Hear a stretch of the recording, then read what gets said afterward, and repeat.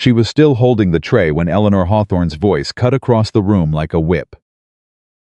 "Remove yourself from this floor immediately.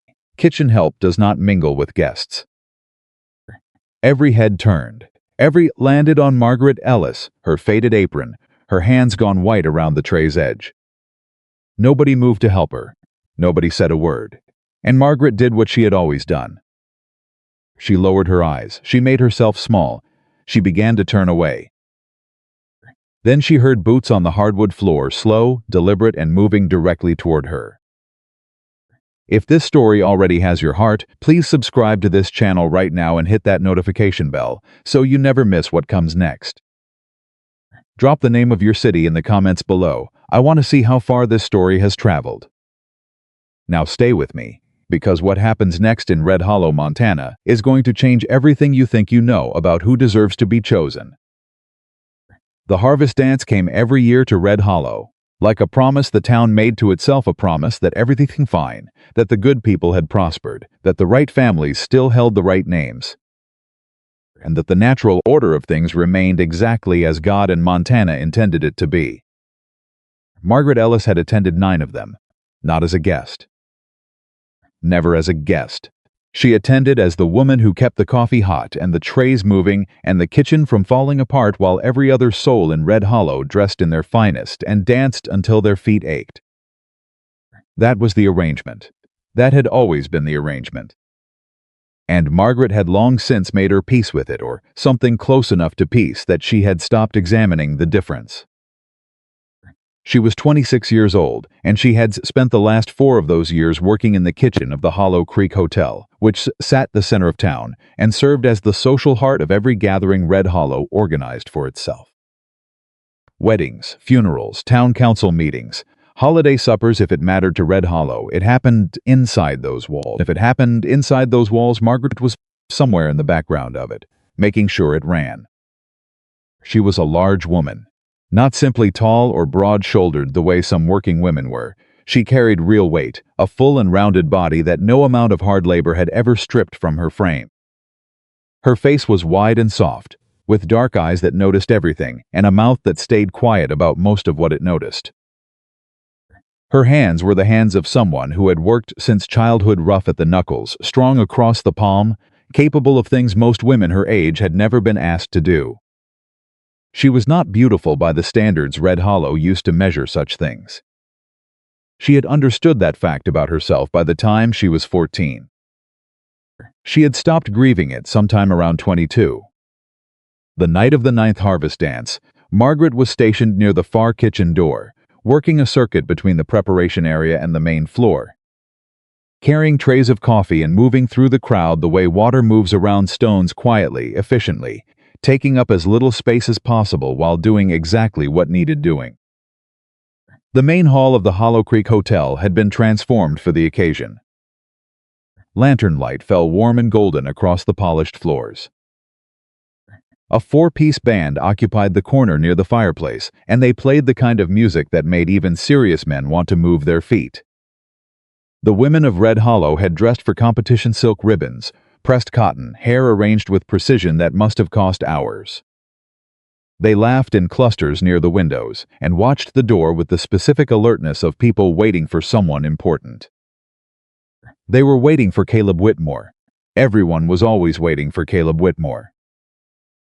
Margaret had refilled the coffee service twice before he arrived, and she heard the shift in the room before she saw what caused it: the particular change in the quality that happens when the person everyone has been expecting finally walks through the door. She glanced up from her tray. He was tall.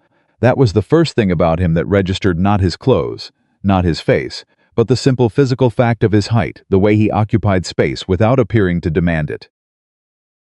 He was 34 years old, lean and broad through the shoulders, in the way that came from actual work rather than performance of it, with dark hair worn longer than fashion strictly required, and a face that had been weathered by Montana sun into something that stopped a few degrees short of what most women would have called handsome, and landed squarely in something more interesting than that. He did not smile when he entered. He looked around the room with the flat, measuring expression of a man who had been to this particular party many times and expected it to go exactly as it always went. He was right about that. Within 4 minutes of his arrival, 3 mothers had positioned their daughters within conversational range. Within 8, the cluster around him had thickened to the point where Margaret could no longer see him from her circuit near the kitchen door.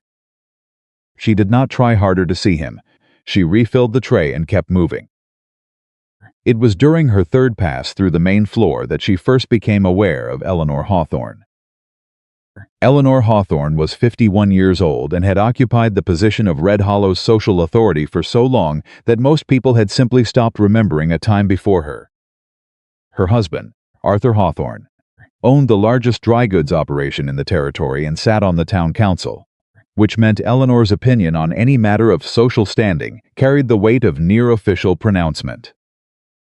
She dressed expensively, moved deliberately, and had the particular gift of making every word she spoke sound like a conclusion rather than an opinion. She was standing near the punch table when Margaret passed, and Margaret had almost cleared her when Eleanor's voice landed. "You've been circling this room for the better part of an hour," Eleanor said. Not loudly. She never needed to be loud. "You're making the guests uncomfortable." Margaret stopped. She turned carefully with the tray level in her hands. "I apologize, Mrs. Hawthorne. I was just keeping the coffee fresh." "The coffee can wait." Eleanor's eyes moved over Margaret with the efficiency of someone taking inventory. "You should return to the kitchen. You're not a brief pause, the kind that carried more meaning than the words around it needed out here at the moment." Margaret understood exactly what was being said and what was not being said. She nodded.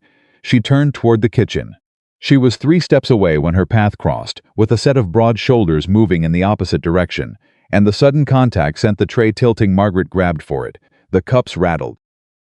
And 2 of them would have gone over the edge entirely if a pair of large, quick hands hadn't appeared from somewhere to her left and steadied the whole thing before disaster could fully announce itself. "Careful," said a low voice. "That's a long way for hot coffee to fall."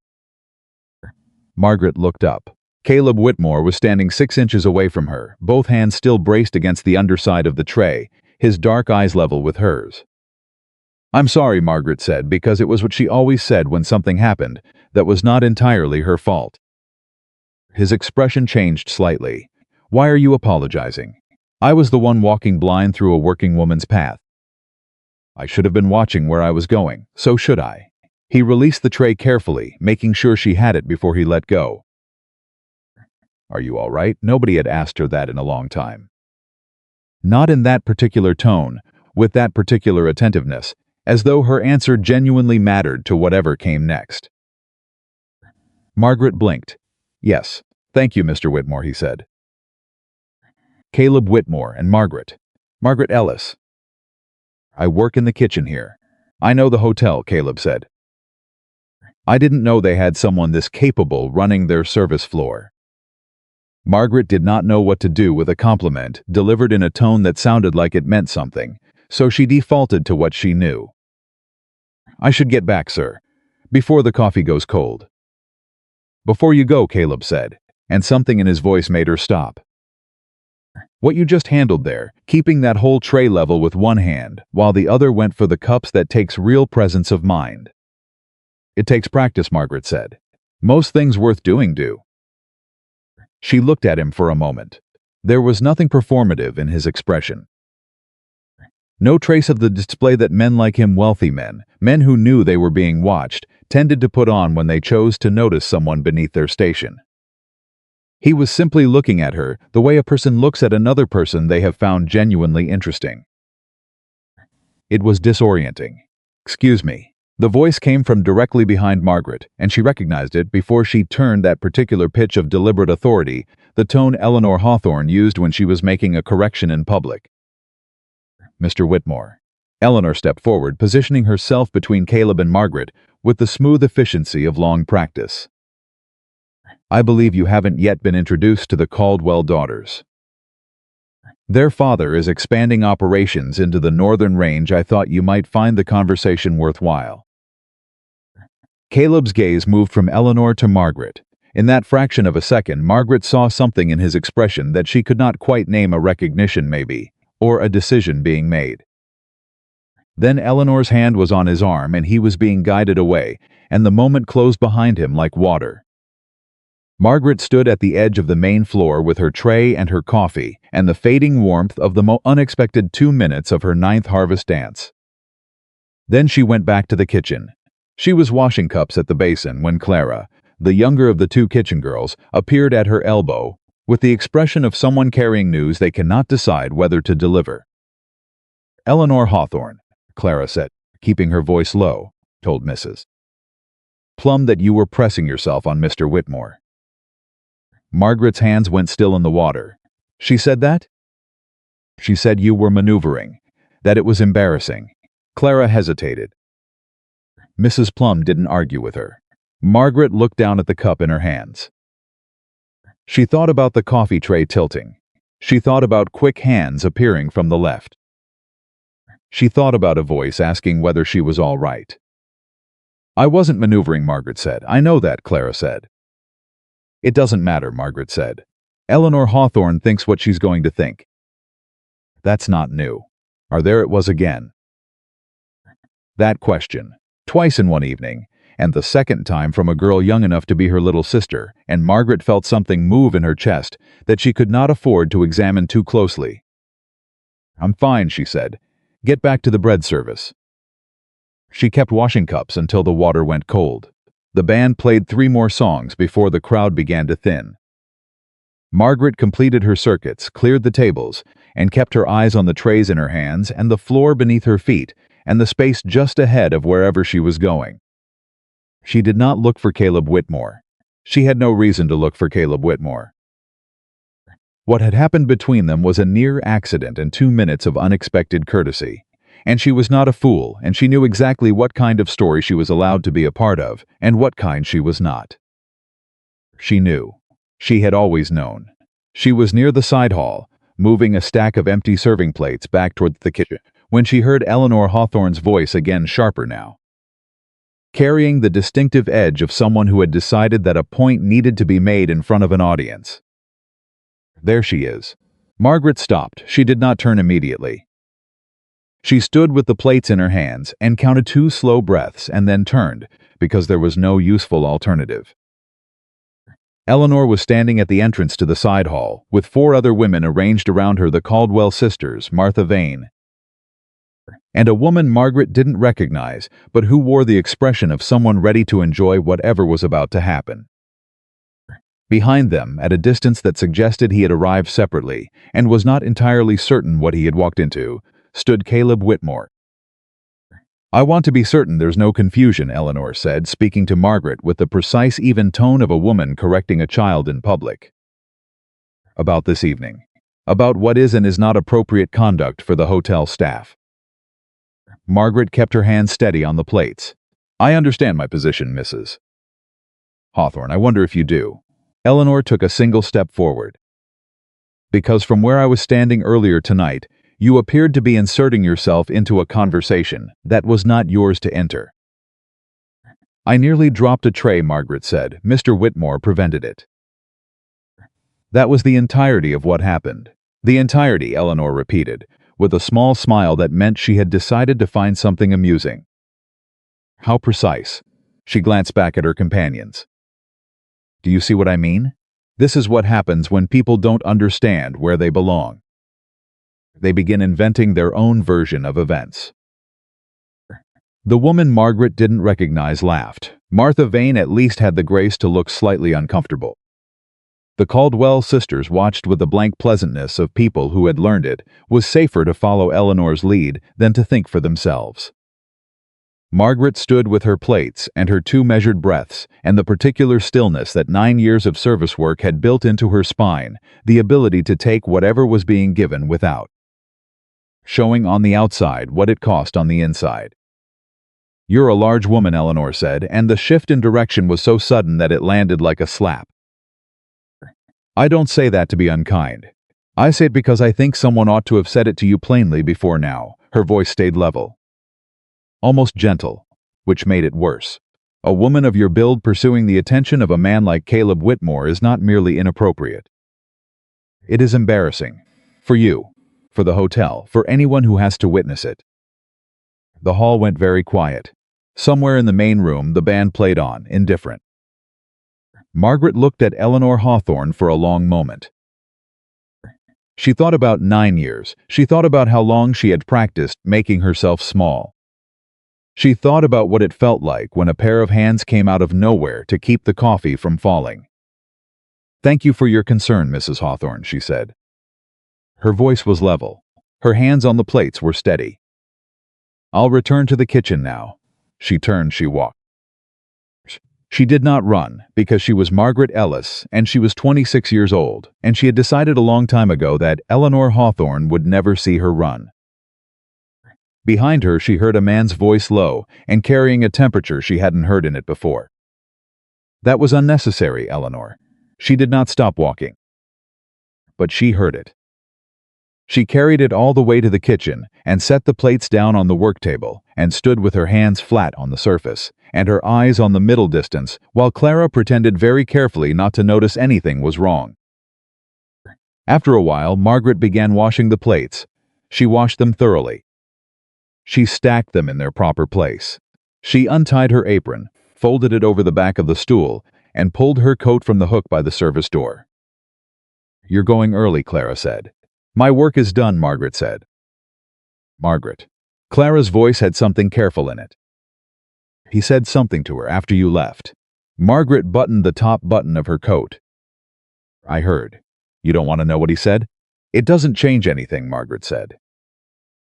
She pushed open the service door and stepped out into the October night, where the air was cold and clean and smelled like pine and distant wood smoke, and had absolutely nothing to say about social position or appropriate conduct, or the specific weight of a plus-size woman who had nearly dropped a coffee tray in front of the richest man in Red Hollow, Montana.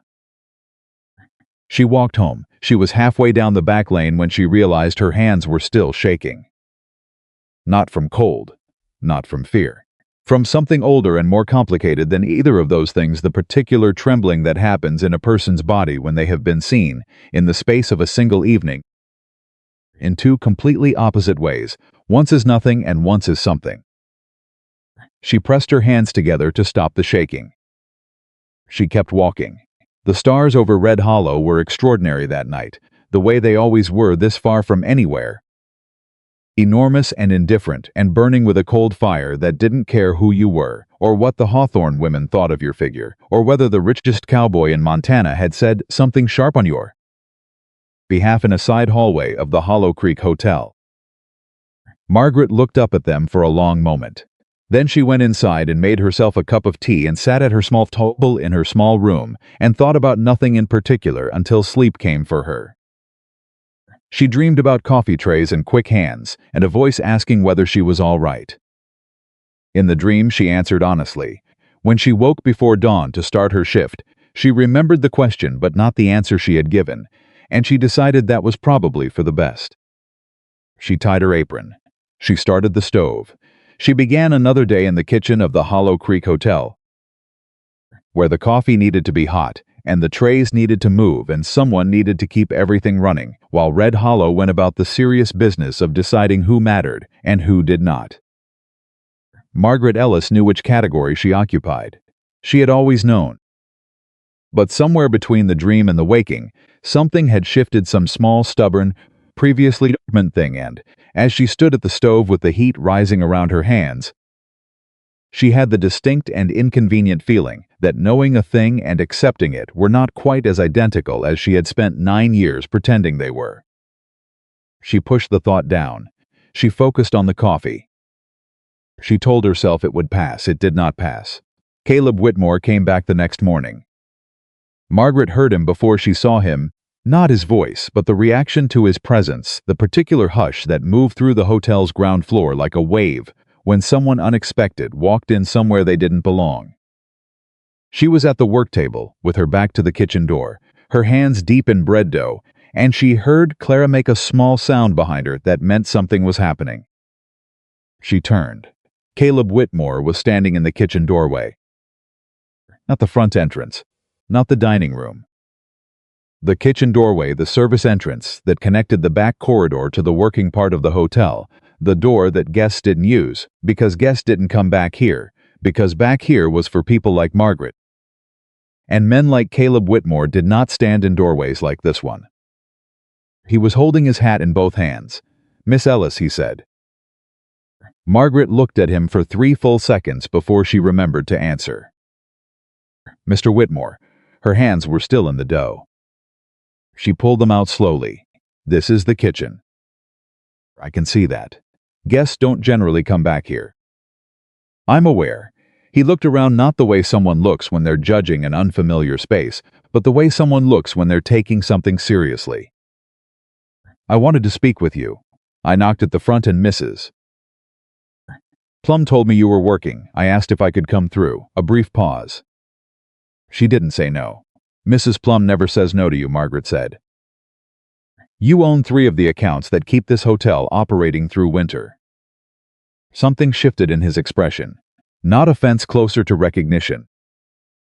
"That's a very precise thing to know," he said. "I pay attention," Margaret said. "It's part of the work." Clara had gone entirely motionless near the bread shelf, doing an exceptional impression of someone who wasn't listening to every single word. Margaret looked at Caleb. "What did you want to speak with me about?" He took a single step into the kitchen, just one enough to clear the doorway but not enough to crowd her. "Last night," he said.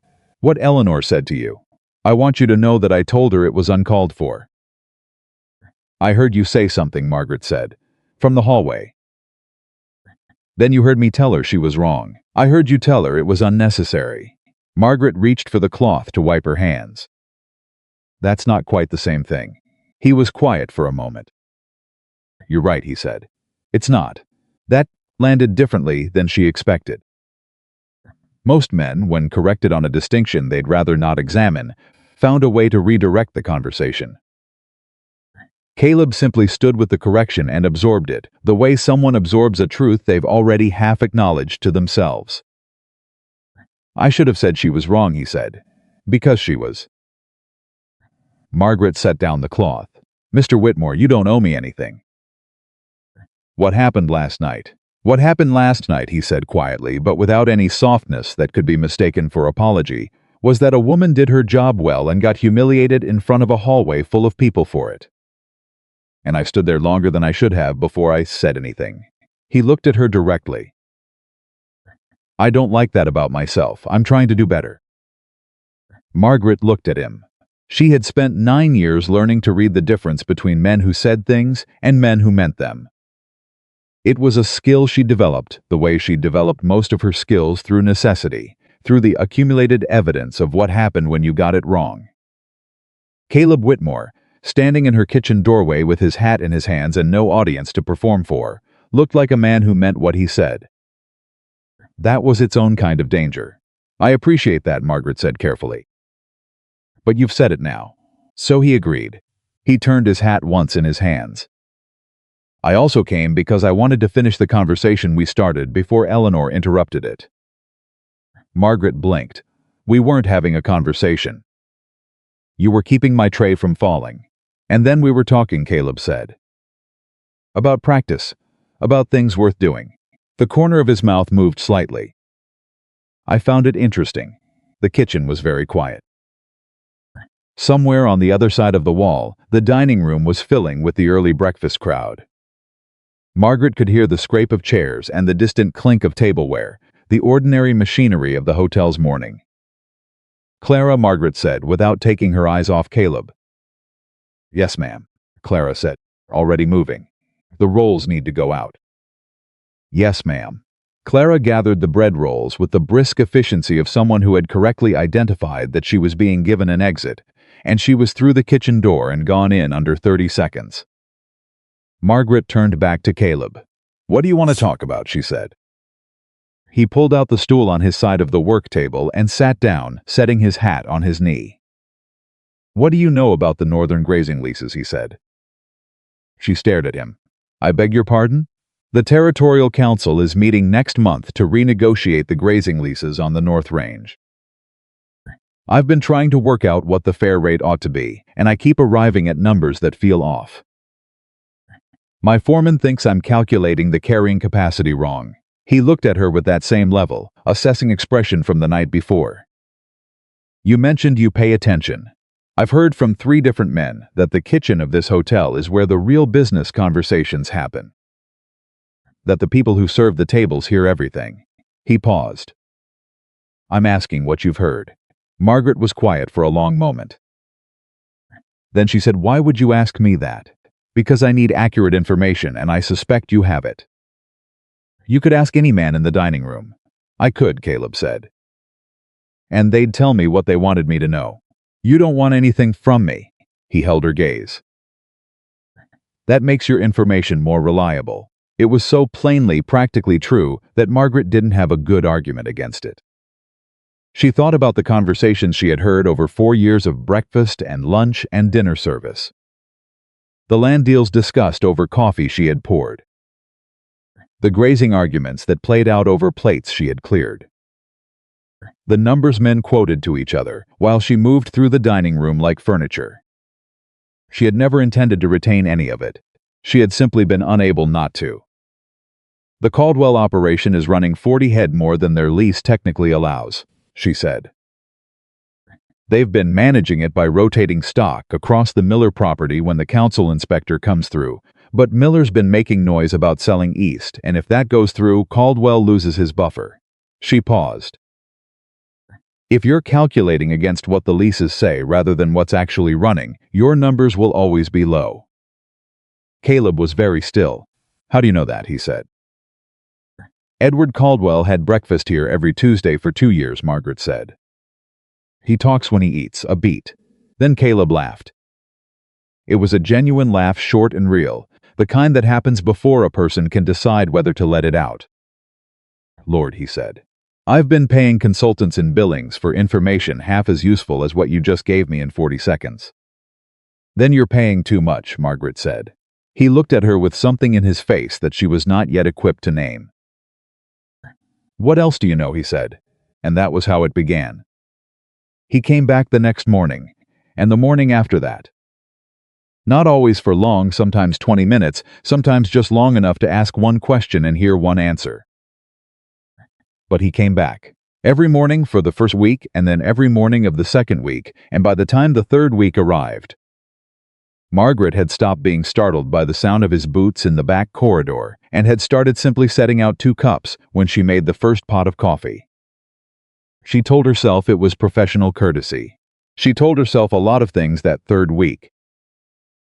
The conversations shifted, the way conversations do. When 2 people spend enough time together, they moved from business to something less easily categorized.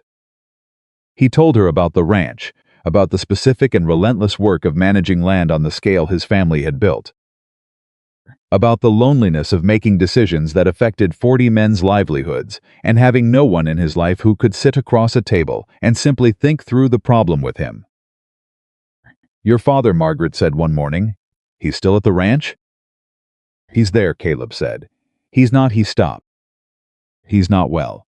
Hasn't been for a while. He's present, but there's a distance in him now that wasn't there before my mother passed.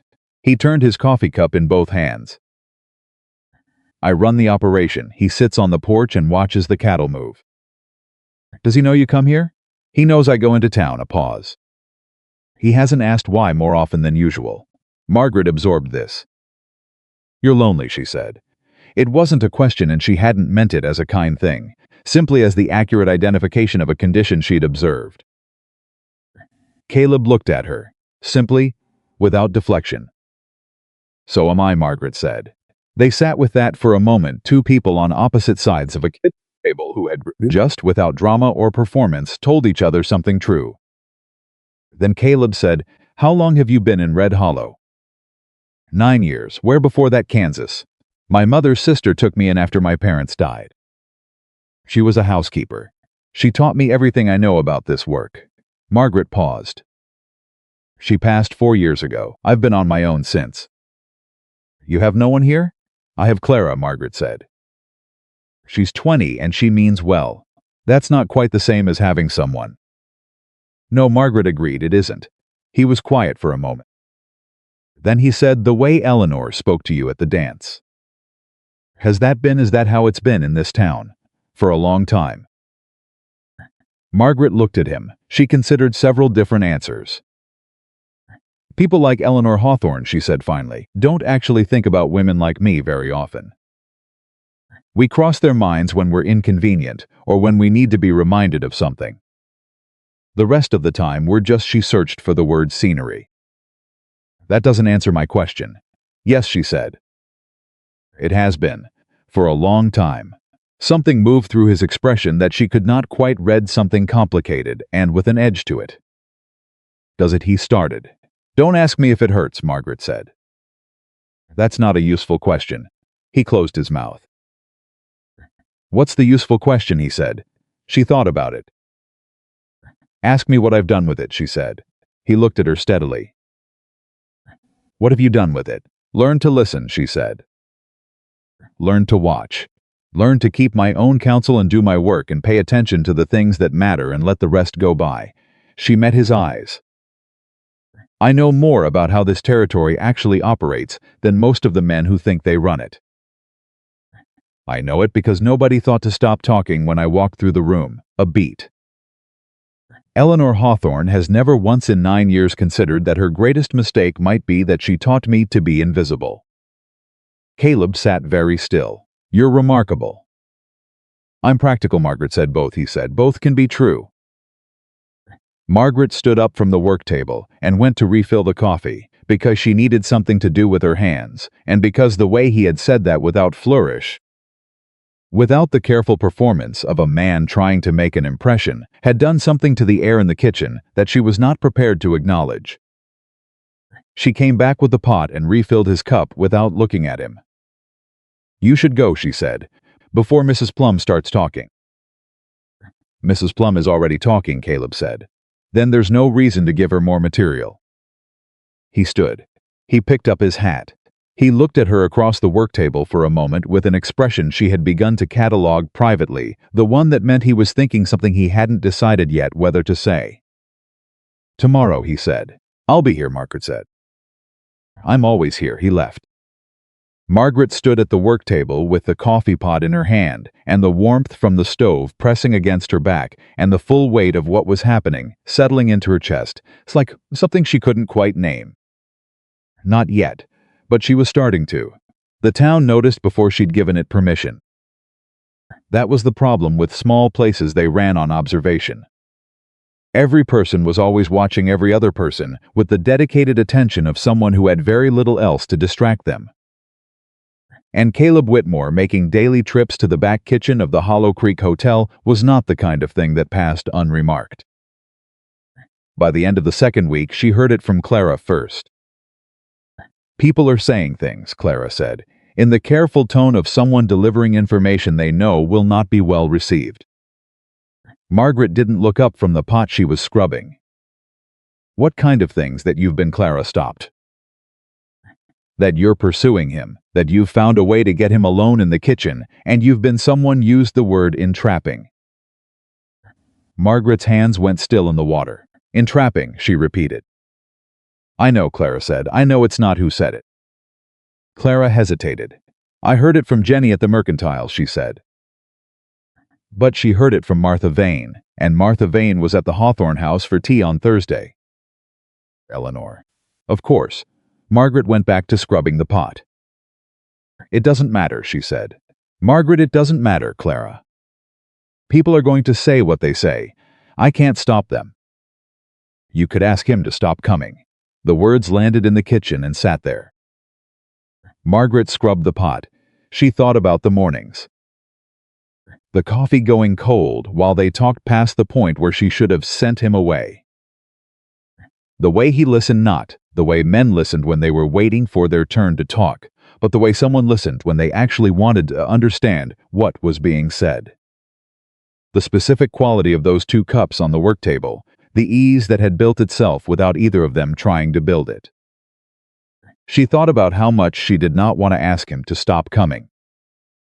That was the thing she hadn't let herself look at directly. She looked at it now briefly in the steam coming off the pot. Then she put it away. I won't ask him that, she said. Okay, she said. Just that. But it wasn't okay, and they both knew it, and the morning was different after that, not between her and Clara, but inside Margaret herself, where something had moved and was not going back to where it had been. He came the next morning and she did not set out 2 cups. She set out 1, and kept working when she heard his boots in the corridor, and when he appeared in the kitchen doorway she did not turn around. Margaret, he said. Good morning, Mr. Whitmore. A pause. Mr. Whitmore, he repeated, and she could hear the shift hit in his voice. That's new. I've been thinking, she said, still not turning. About the nature of these visits. What about them? They've become a topic of conversation in town. She kept her hands moving, kept her eyes on the work. I understand that's not your intention. I'm not suggesting it is. But the effect is the same regardless of the intention, and the effect is that people are saying things about me that are making my position here more difficult. Silence, then his boots moved, not toward the door. Toward at me, he said. She turned. He was standing 3 feet away with the expression she had come to recognize as the one that meant he had already thought this through and arrived at a position he wasn't going to retreat from easily. Who's been talking to you, he said. It doesn't matter who. It matters to me. That's the problem, Margaret said. It matters to you. And what matters to you matters in this town, and what matters in this town eventually comes back to the kitchen of the hotel and lands on me. She held his gaze. You have a ranch to run. You have a reputation that doesn't depend on morning visits to a hotel kitchen.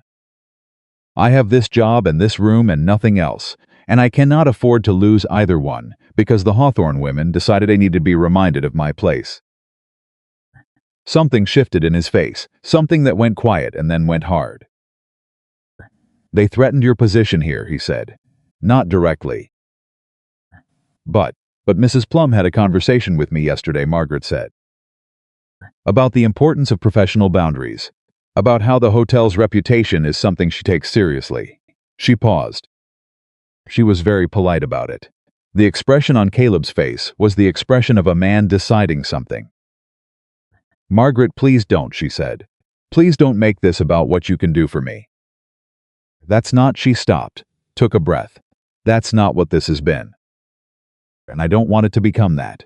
He was quiet for a long moment. What has it been, he said, quietly, like the question mattered. Margaret looked at him. She thought about the honest answer. She thought about all the reasons the honest answer was door she couldn't afford to open.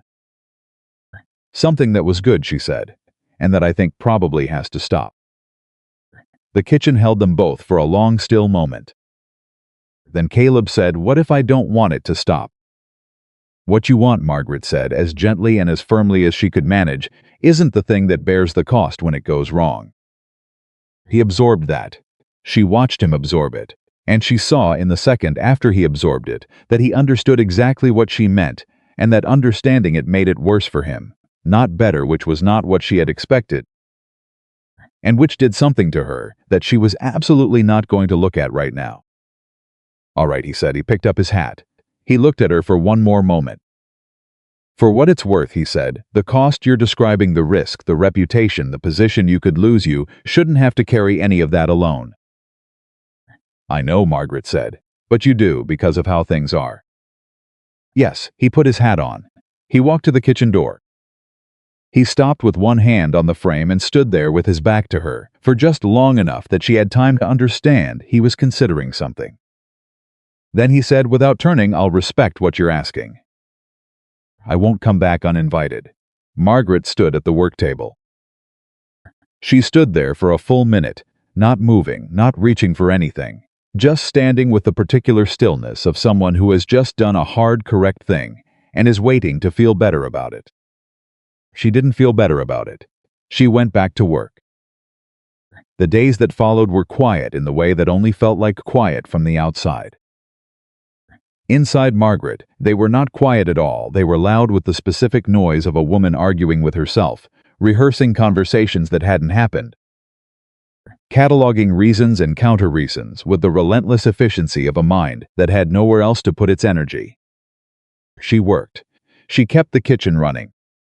She made the coffee and moved her paid attention to the conversations happening around her with the same practiced invisibility she had refined over 9 years, and she did not look up every time she heard boots in the back corridor.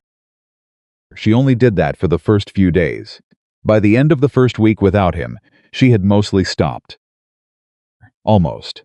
It was 11 days after she had asked him not to come back that she was crossing the main street in the early afternoon, returning from the dry goods store with supplies for the weekend service, when she heard her name in a voice she had come to know better than she'd intended. She turned.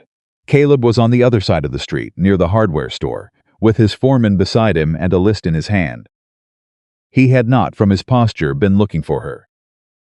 He had simply looked up at the right moment and seen her, the way two people in a small town inevitably see each other when there are only 3 streets and one of each of them.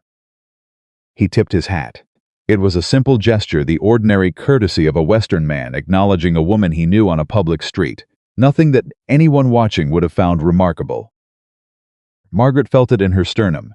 She nodded. She kept walking. Behind her, she heard his foreman say something in a low voice, and she heard Caleb's reply too quiet for her to make out the words. But the tone of it was the tone of a man ending a conversation he doesn't want to have. She turned the corner.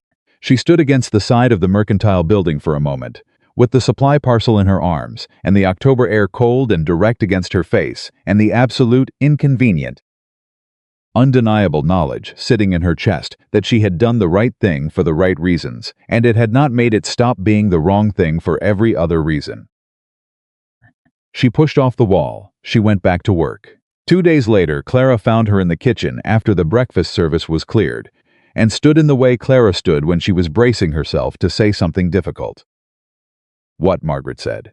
"There's going to be a town meeting Thursday evening," Clara said. "About the northern grazing leases." Margaret looked up. "What about them?" "The council is trying to push through a new rate structure that most of the smaller ranchers can't afford." Clara hesitated. "There's talk that the Hawthorne family has a private arrangement with the council chairman, that the new rates would consolidate the northern range toward the bigger operations." Margaret was very still. "Where did you hear that?" "From Sam at the livery. His brother-in-law runs a small spread on the north edge." Clara met her eyes. "He said the small ranchers don't know how to fight it. They don't have the information. They don't know what the actual numbers mean." Margaret thought about Caleb's voice across the kitchen work table. The questions about carrying capacity, about fair rates, about the numbers that didn't add up. She thought about everything she had heard over 4 years of invisible service in this dining room. She thought about what Eleanor Hawthorne had never considered when she decided Margaret Ellis was furniture. "What time Thursday?" Clara blinked. "At the town hall." Margaret untied her apron. "I need," she said slowly, "to write some things down." She wrote for 3 hours that night. Not a letter. Not a petition.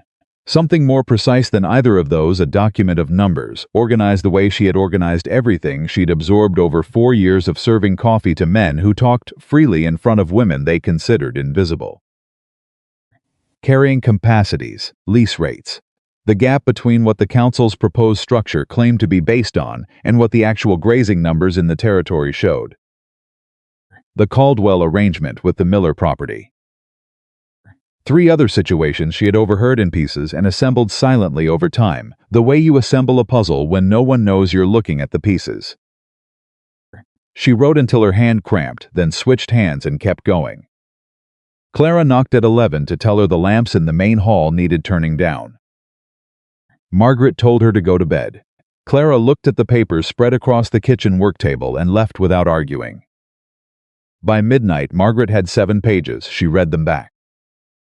She corrected 2 figures she wasn't certain of and marked them clearly as estimates. She organized the whole thing into a sequence that moved from the broadest facts to the specific numbers that proved what those facts meant in practice. Then she sat back and looked at what she had made, and felt, for the first time in a long time, something that quite pride. She had learned to be careful with pride, but was adjacent to it. Something quieter. The satisfaction of a person who has done careful work and knows it. Then she thought about Thursday. Then she thought about what would happen when she walked into that town hall meeting and what every person in that room would see when she did.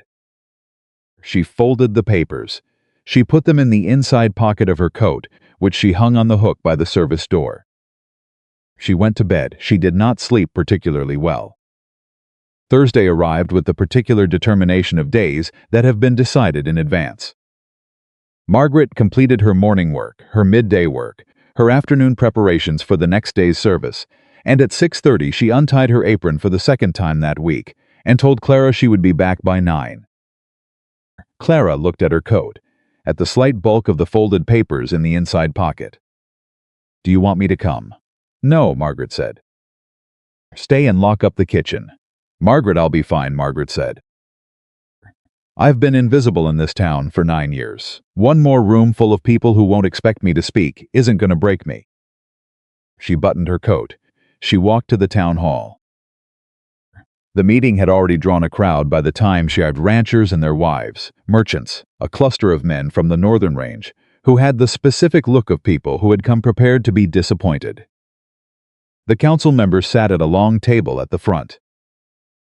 Chairman Gerald Oakes occupied the center, a man of 60 with the build of someone who had once done physical work and now preferred to direct others who did it. Arthur Hawthorne sat 2 seats to his right. Margaret found a place near the back wall. She stood. She was not the only person standing. The hall was full enough that chairs were a limited resource. But she was aware, in the way she was always aware, of the glances that tracked her arrival and then moved away, puzzled by her presence in a way that hadn't yet decided whether it mattered. Oakes called the meeting to order. The proposal was presented in the flat, jargon-heavy language of official processing, designed to be difficult to argue with a restructured lease rate schedule, framed as a modernization, grounded in what Oakes called updated assessments of territorial carrying capacity. The numbers he cited were wrong, not slightly wrong. Structurally wrong, in a way that would make sense only if the data feeding them had been drawn from official records that didn't reflect what was actually running on the land. Margaret knew this because she had spent 3 hours the previous night calculating exactly how wrong they were. A rancher from the North Range, she recognized him as Sam's brother-in-law, a lean and weathered man named Hicks, stood up 15 minutes in. "Those capacity numbers don't match what I've seen on my own acreage," Hicks said. "I don't know where you're drawing from, Chairman, but they're not matching what the land is actually running." Oakes leaned back with the practiced patience of a man who had dismissed objections before and expected to dismiss this one without difficulty. "The figures are drawn from the Territorial Survey Office records," he said. "They represent the most current available data." "Then the survey office is wrong," Hicks said. "I understand you might find new rates uncomfortable, Mr. Hicks, it's not about uncomfortable." Hicks's voice was getting heat in it. "These rates will put me under. They'll put half the men in this room under." "That's not a discomfort, Chairman. That's a catastrophe." A murmur moved through the room. Oakes let it run its course and then raised one hand. "The council has thoroughly reviewed the implications." "No." The word came from the back of the room, from Margaret. She had not planned the exact moment. She had simply felt the conversation reaching the point where it would slide irreversibly toward conclusion without the information it needed, and her body had made the decision before her mind had finished weighing it. The room turned, every head, all at once. Margaret stood at the back wall with her coat buttoned and her hands at her sides and the folded papers in her inside pocket and the weight of every eye in Red Hollow on her. She recognized Eleanor Hawthorne in the third row, turned around with an expression that moved through surprise into something sharper and harder in the space of 2 seconds. Margaret looked at Oakes. "The survey office records are outdated by at least 3 years," she said. Her voice was steady. She was surprised by how steady it was. "And they don't account for the actual stock being run on the Northern Range leases, which has been consistently above the recorded figures for at least 2 of those years." Oakes stared at her. "I'm sorry," said with a precision that made clear he was not sorry at all.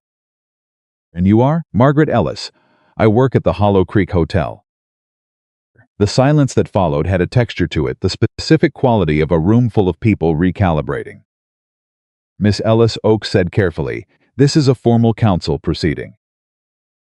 "This is not. I have documentation," Margaret said. She reached into her inside pocket and took out the 7 pages. She walked to the front of the room. It was the longest walk she had ever taken in Red Hollow. Longer than any circuit she had ever run with a coffee tray. Longer than the walk from the side hallway to the kitchen on the night of the harvest dance, because this walk was in the wrong direction, not toward the edges, toward the back. Toward the service door this walk went forward, down the center of the room, with every pair of eyes in the hall following her. She heard Eleanor Hawthorne say something in a low voice to the woman beside her. She kept walking. She reached the council table and placed the papers in front of Gerald Oakes. The figures on the first 3 pages establish the actual carrying capacity of the Northern Range based on stock movement records from the last 2 years, she said. The figures on pages 4 and 5 show the gap between those numbers and the survey office data your proposal is based on. Pages 6 and 7 show what the rate structure would actually look like if it were based on accurate numbers rather than outdated ones. Oakes looked at the papers. He looked at Margaret. He looked at the papers again.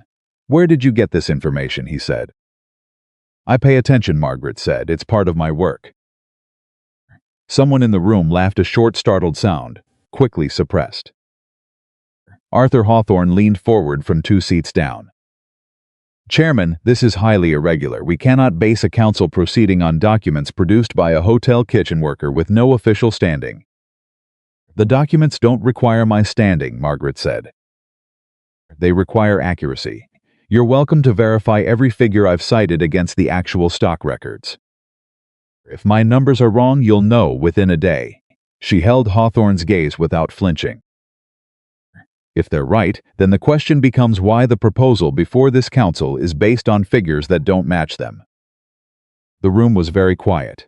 Then Hicks said, from his seat near the middle, "I'd like to see those pages." "So would I," said another voice. Then another. Oakes looked at the papers in front of him with the expression of a man who had planned his evening differently. Margaret stepped back from the table. She returned to her place at the back wall. She stood, she waited.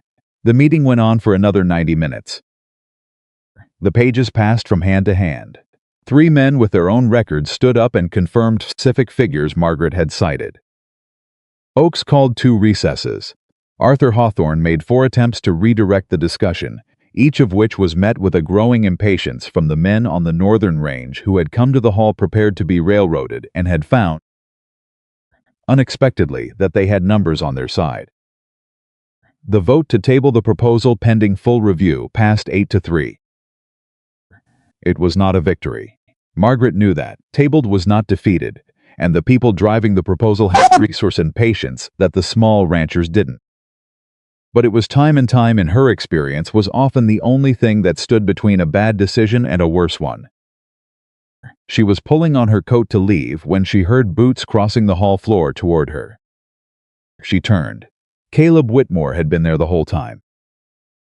She had not let herself look for him when she walked in, and she had not let herself look for him during the meeting, and so she had not known until this moment that he had been somewhere in that room when she walked to the front, when she placed the papers on the table, when she stood at the back wall while the figures she had written by lamplight the previous night passed through the hands of men who needed them. He stopped 2 feet from her. He looked at her with an expression she had never seen on him, before something that went past the recognizable and into territory she didn't have a name for yet. "You came to the meeting," he said. "I had information that was relevant," Margaret said. "You walked to the front of that room," he said. "In front of everyone. The information wasn't useful at the back. Margaret." He said her name the way he sometimes said it, like it was the complete sentence, like everything else he might add was unnecessary.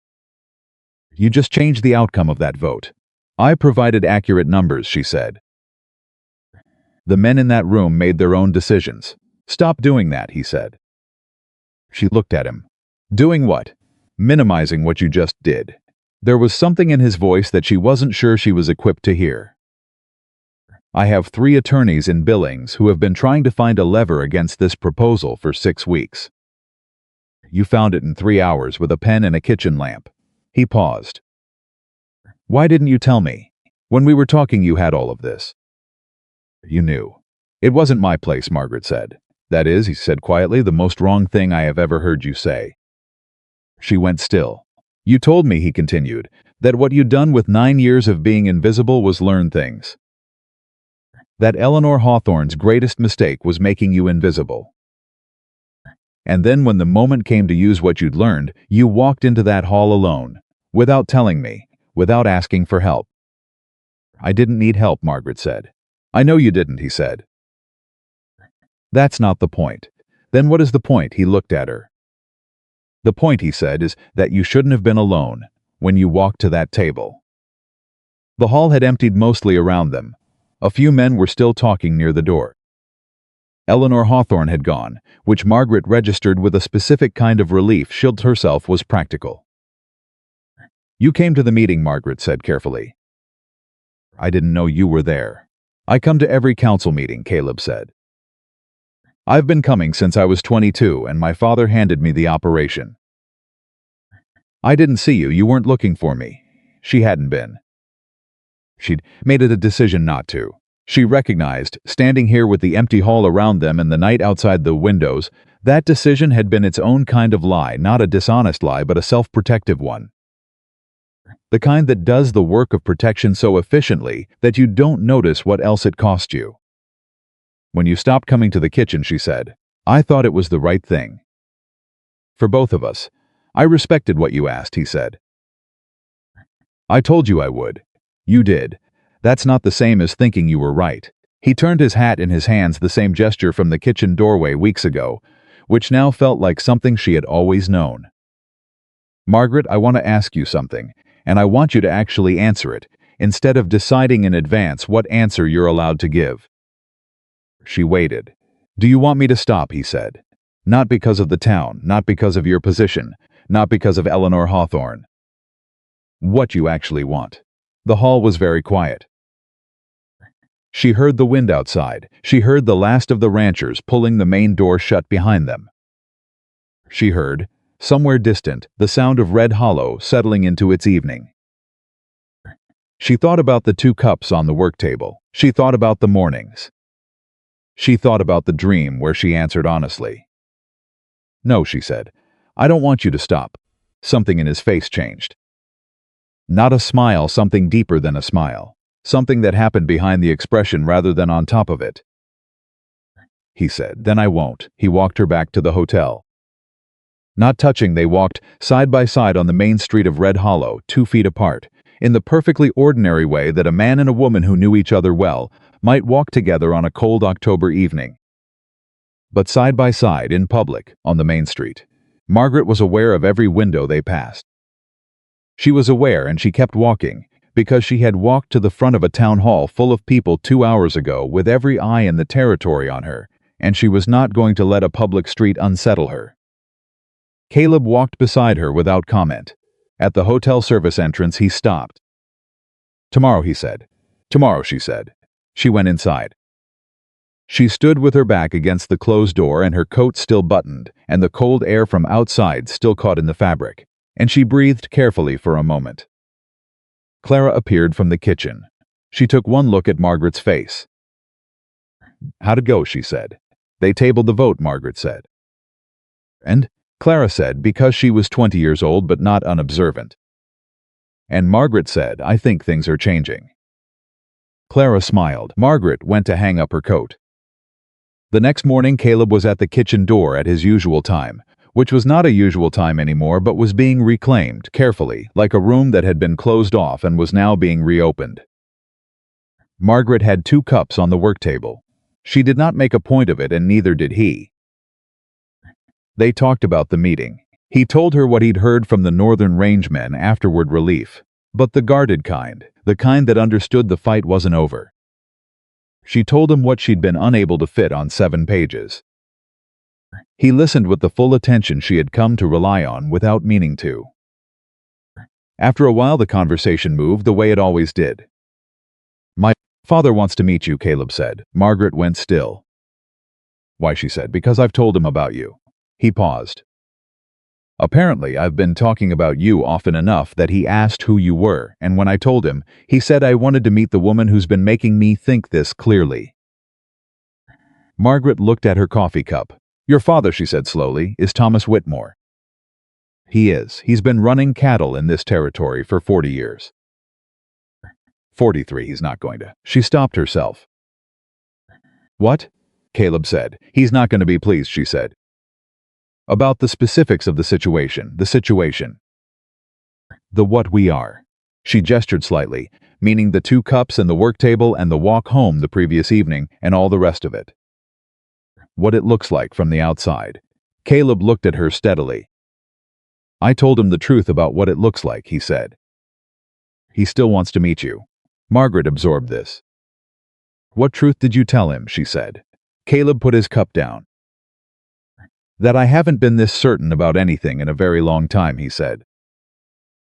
And that the last time I was this certain, I was standing in the kitchen doorway, with my hat in my hands, talking to a woman who told me not to apologize for getting in her way. The kitchen held them. Outside, Red Hollow was starting its day. Margaret could hear the town assembling itself, wagons on the main street, voices carrying from the direction of the mercantile. The ordinary sounds of a world that had its own opinions about what was happening in this kitchen and had not yet finished having them. She thought about Eleanor Hawthorne. She thought about the walk to the front of the town hall. She thought about Thomas Whitmore on his porch, watching the cattle move, a distance in him that hadn't been there before his wife died. She thought about what it meant when a man said he hadn't been this certain about anything in a very long time, and said it in the voice of someone reporting a fact rather than performing a feeling. When, she said. Sunday, Caleb said, if that works. I have Sunday afternoons off, Margaret said. I know, he said. I asked. She looked at him. You asked Mrs. Plum about my schedule. I did. What did she say? She said you hadn't taken a Sunday afternoon off in 4 months and she thought the fresh air would do you good. The corner of his mouth moved. She's warming up to the situation. Margaret let out a short breath that was not quite a laugh. It was close, though. Closer than she'd expected. All right, she said. Sunday. He nodded. He finished his coffee. He stood to go, and he was halfway to the door when the hotel's front bell rang, the sharp, insistent ring of someone arriving with urgency rather than patience, and Margaret heard Mrs. Plum's voice in the front hall, and then another voice, louder, with the specific carrying quality of a woman who had decided that volume was a form of authority. Eleanor Hawthorne. Caleb stopped at the kitchen door. Margaret did not move. They both listened. Eleanor's voice came through the wall with the clarity of someone who was not bothering to moderate it. I would like to know, she was saying to Mrs. Plum, exactly what is being permitted in the operational areas of this establishment, and whether you are aware of the reputational implications for a hotel of this standing. Mrs. Plum's reply was too low to make out. I don't care what the arrangement is, Eleanor continued. What I observed at last night's council meeting was a hotel employee inserting herself into official proceedings using information of dubious origin, and I think the people of this town are owed an explanation. Caleb's hand was on the kitchen door. Don't, Margaret said. He turned. Margaret, I mean it. Her voice quiet and absolutely level. This is not your fight to have for me. I'm not doing it for you, he said. I'm doing it because she's wrong, and she's doing it in a place where you work, and I'm done standing at a distance while she... Caleb. She said his name the way he sometimes said hers, like the complete sentence. If you walk out there right now and defend me to Eleanor Hawthorne, you will make everything harder. For the meeting. For the Northern Range ranchers. For everything that actually matters about what happened last night. He stopped. She could see him working through it, the specific struggle of a man who has both a temper and a conscience and is trying to let the conscience win. She cannot keep doing this, he said. I know, Margaret said. But the way to stop her isn't to fight her in the front hall of my workplace. Then what is it? Margaret thought about 7 pages of documentation. She thought about a room full of men who had held those pages and found their own voices because of them. She thought about what Eleanor Hawthorne had never once considered when she decided that Margaret Ellis was furniture. "Let me handle it," she said. He looked at her for a long moment. Then he stepped back from the door. Margaret untied her apron. She hung it on its hook. She smoothed the front of her dress, because she was Margaret Ellis, and she had decided a long time ago that she would always be presentable when it mattered, and this mattered. She walked through the kitchen door and into the front hall. Eleanor Hawthorne was standing near the reception desk with her coat and her authority, and the expression of a woman who had come to deliver a verdict. Mrs. Plum stood behind the desk with the careful neutrality of someone trying not to be caught in the crossfire. Eleanor saw Margaret. She drew herself up. "I was speaking with Mrs. Plum," she said. "I know," Margaret said. "I could hear you from the kitchen." A beat. "Then you heard what I said?" "Yes." Margaret stopped at a distance that was respectful but not retreating. "You said you want an explanation for what happened at the meeting last night." "I want to understand," Eleanor said, with the precision of someone choosing their words for effect, "how a kitchen employee came to be in possession of official council information, and how she came to present herself at a formal proceeding as though she had any authority to do so." "I'm happy to explain both things," Margaret said. "The information wasn't official council information. It was compiled from observations made over 4 years in this hotel's dining room, where council members, ranchers, and territorial officials have conducted their business in my presence because they did not consider me worth noticing." She held Eleanor's gaze without blinking. "You taught me that, Mrs. Hawthorne. Every time you reminded me of my place, you confirmed that people like you don't watch people like me. And people who aren't being watched see everything." The front hall of the Hollow Creek Hotel was very quiet. Mrs. Plum had gone entirely still behind the reception desk. Eleanor Hawthorne stood with her verdict, and her coat and her 51 years of social authority, and for the first time in Margaret's 9 years in Red Hollow, she had nothing immediate to say. "As for the authority question," Margaret continued, "I have none. I'm a kitchen worker. I presented numbers to a public meeting, because the numbers were accurate and the people who needed them didn't have them. If that's a problem, the problem is with the numbers, not with who brought them." She paused. "You're welcome to check them." Eleanor found her voice. "You are," she said, with a coldness that had replaced the precision, "a very presumptuous woman." "Yes," Margaret said, "I am." She turned. She walked back to the kitchen. She did not run. She closed the kitchen door behind her, and Caleb was standing exactly where she had left him, and he looked at her face, and whatever he saw there made the tension in his jaw release. "How did it go?" he said. Margaret picked up her apron. She tied it back on. "I told her the truth," she said. "That's all I know how to do." Caleb was quiet for a moment. Then he said, "Sunday." "Sunday," Margaret said. He left. She stood at the work table. In the front hall, she heard Eleanor Hawthorne's footsteps cross the floor and the main door open and close. Margaret put her hands flat on the work table surface and breathed. Something had shifted in her. Not since the kitchen door. Not since this morning, further back than that, starting from the moment 3 nights ago when she had sat down with a pen and 7 blank pages and decided that what she knew was worth saying out loud. She had spent 9 years making herself small enough to survive. She was starting to understand the cost of it, and she was starting to understand slowly, carefully, with the same precision she brought to everything, that the cost was one she had never actually agreed to pay. She had simply never believed she had a choice. The work table was solid under her hands. The stove was heating up behind her. Sunday was 4 days away. She had work to do between now and then, and she was going to do it well, the way she did everything, but underneath the ordinary motion of the day, something had taken root that wasn't going to wait for permission to grow. Sunday came the way important days always did, without ceremony, without any external indication that it was different from the Sundays before it. The sun rising over Red Hollow at the same angle and the same temperature as always.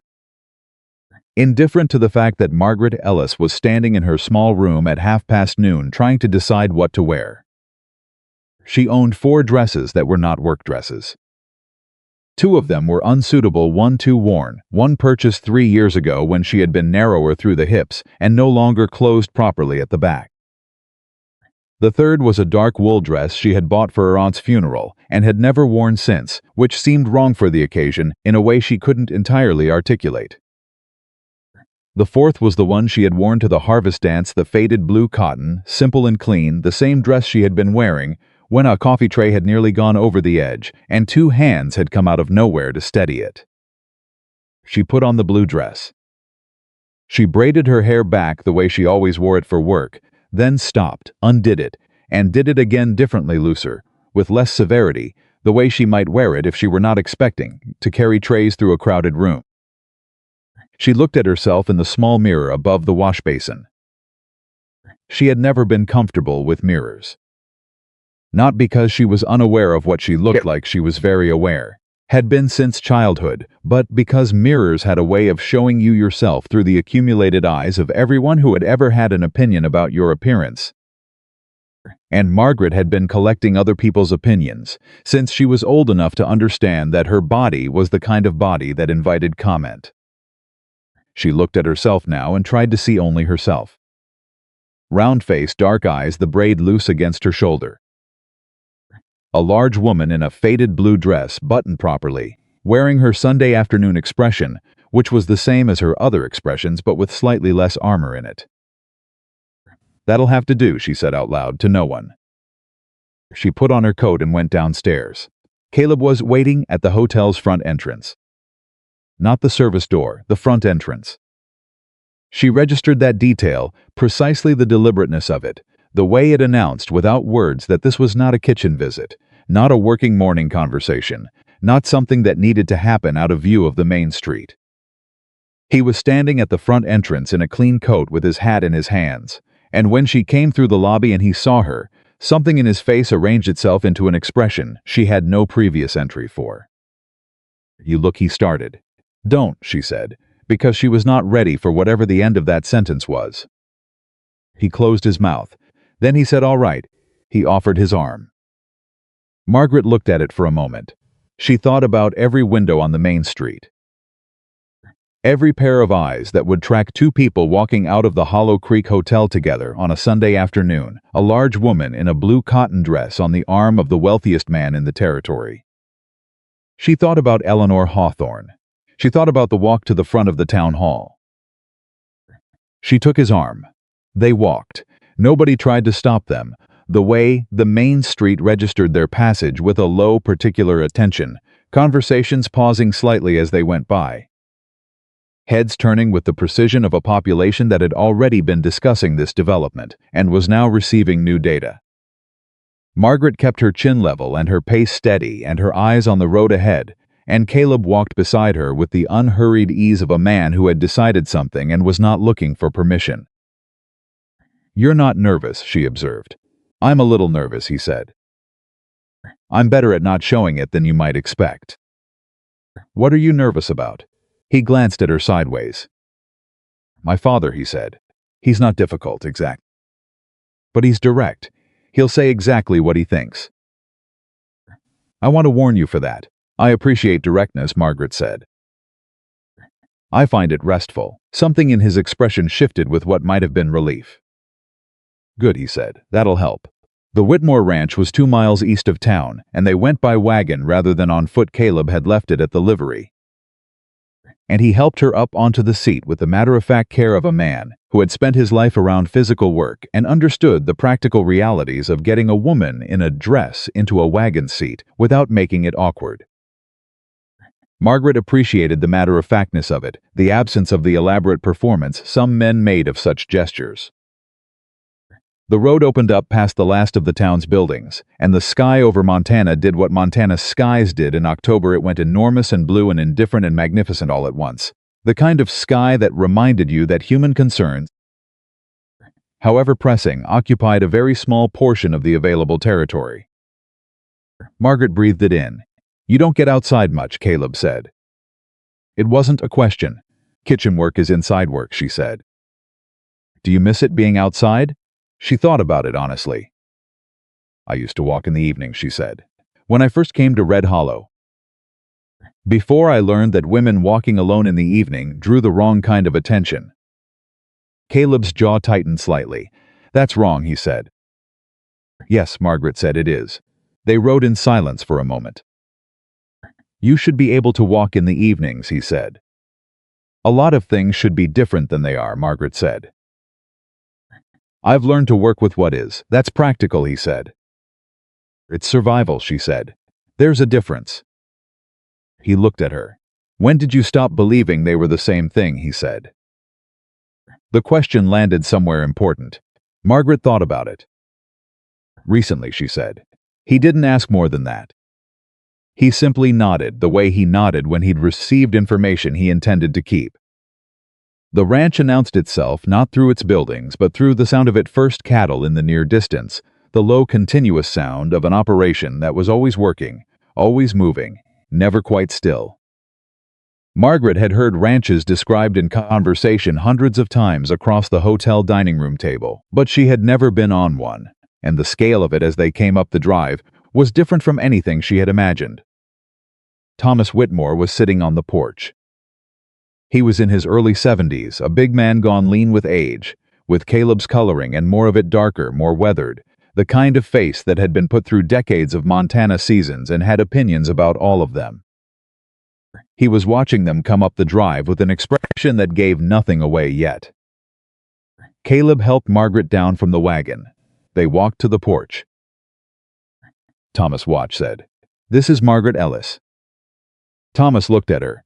His eyes were Caleb's eyes, direct, assessing the kind that didn't look away from what they were looking at. "Miss Ellis," he said. "Mr. Whitmore," Margaret said. "Sit down," Thomas said. He gestured to the chair beside him.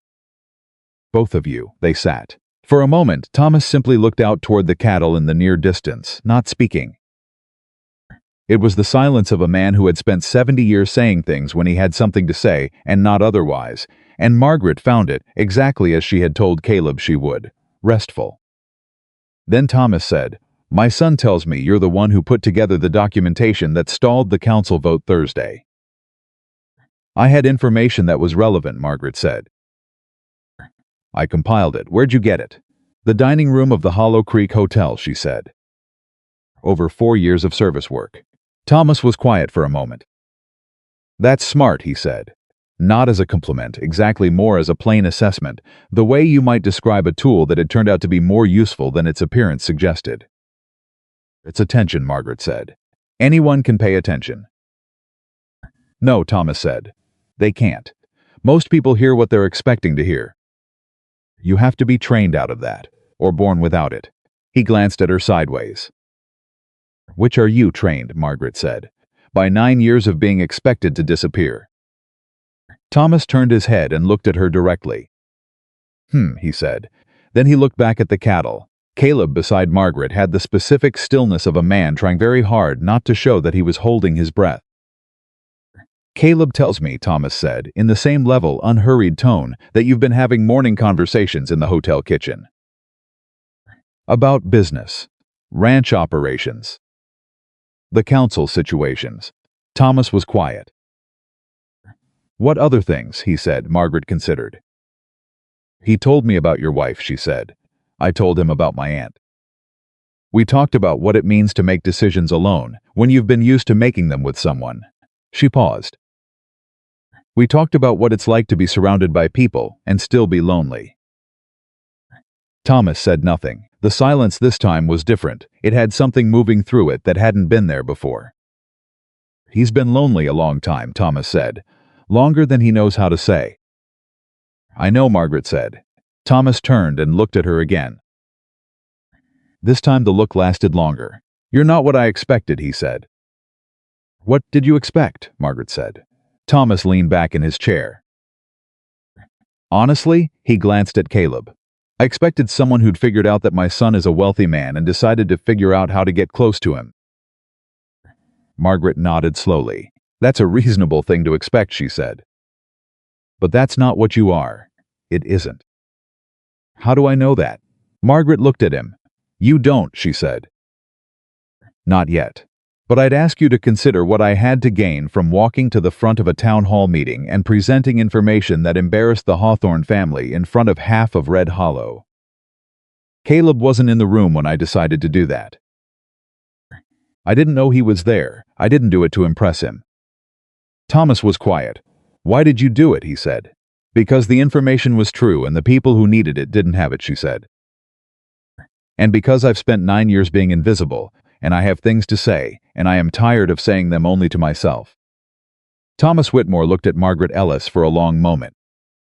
Then something in his face shifted slowly, like something that had been braced against a weight for a long time and was deciding it might be all right to let the weight down.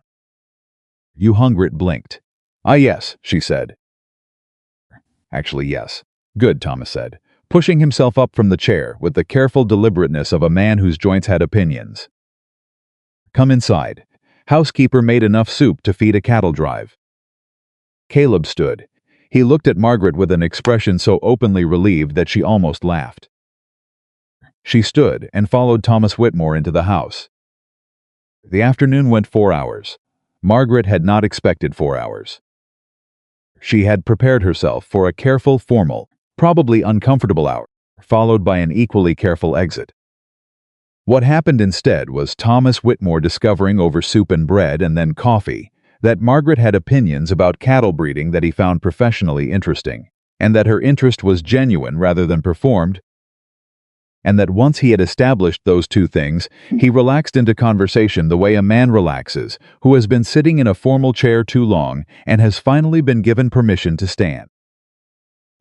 They talked about the ranch, about the specific challenges of the North Range operation, and the decisions that had to be made about winter pasturing.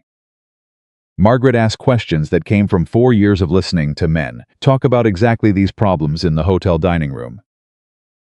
And Thomas answered them with the directness of a man who was not accustomed to explaining his thinking to someone who could actually follow it. Caleb sat between them and was mostly quiet, which was its own kind of eloquence, the silence of a man watching two people he cared about find each other across a table, not wanting to interrupt it. At one point, Thomas asked Margaret directly about her pastor parents, her aunt, how she had ended up in Red Hollow. She answered honestly, without decoration. She did not make her history smaller than it was, and she did not make it larger. She simply told it. When she was done, Thomas was quiet for a moment. Hard life, he said. Parts of it, Margaret said. Other parts were all right. What was all right? My aunt, she said. She taught me that work done well is its own kind of dignity. That you don't need someone else to confirm the value of what you do, as long as you know it yourself. She paused. I've been working on believing that fully. Thomas looked at her. She sounds like a woman worth knowing, he said.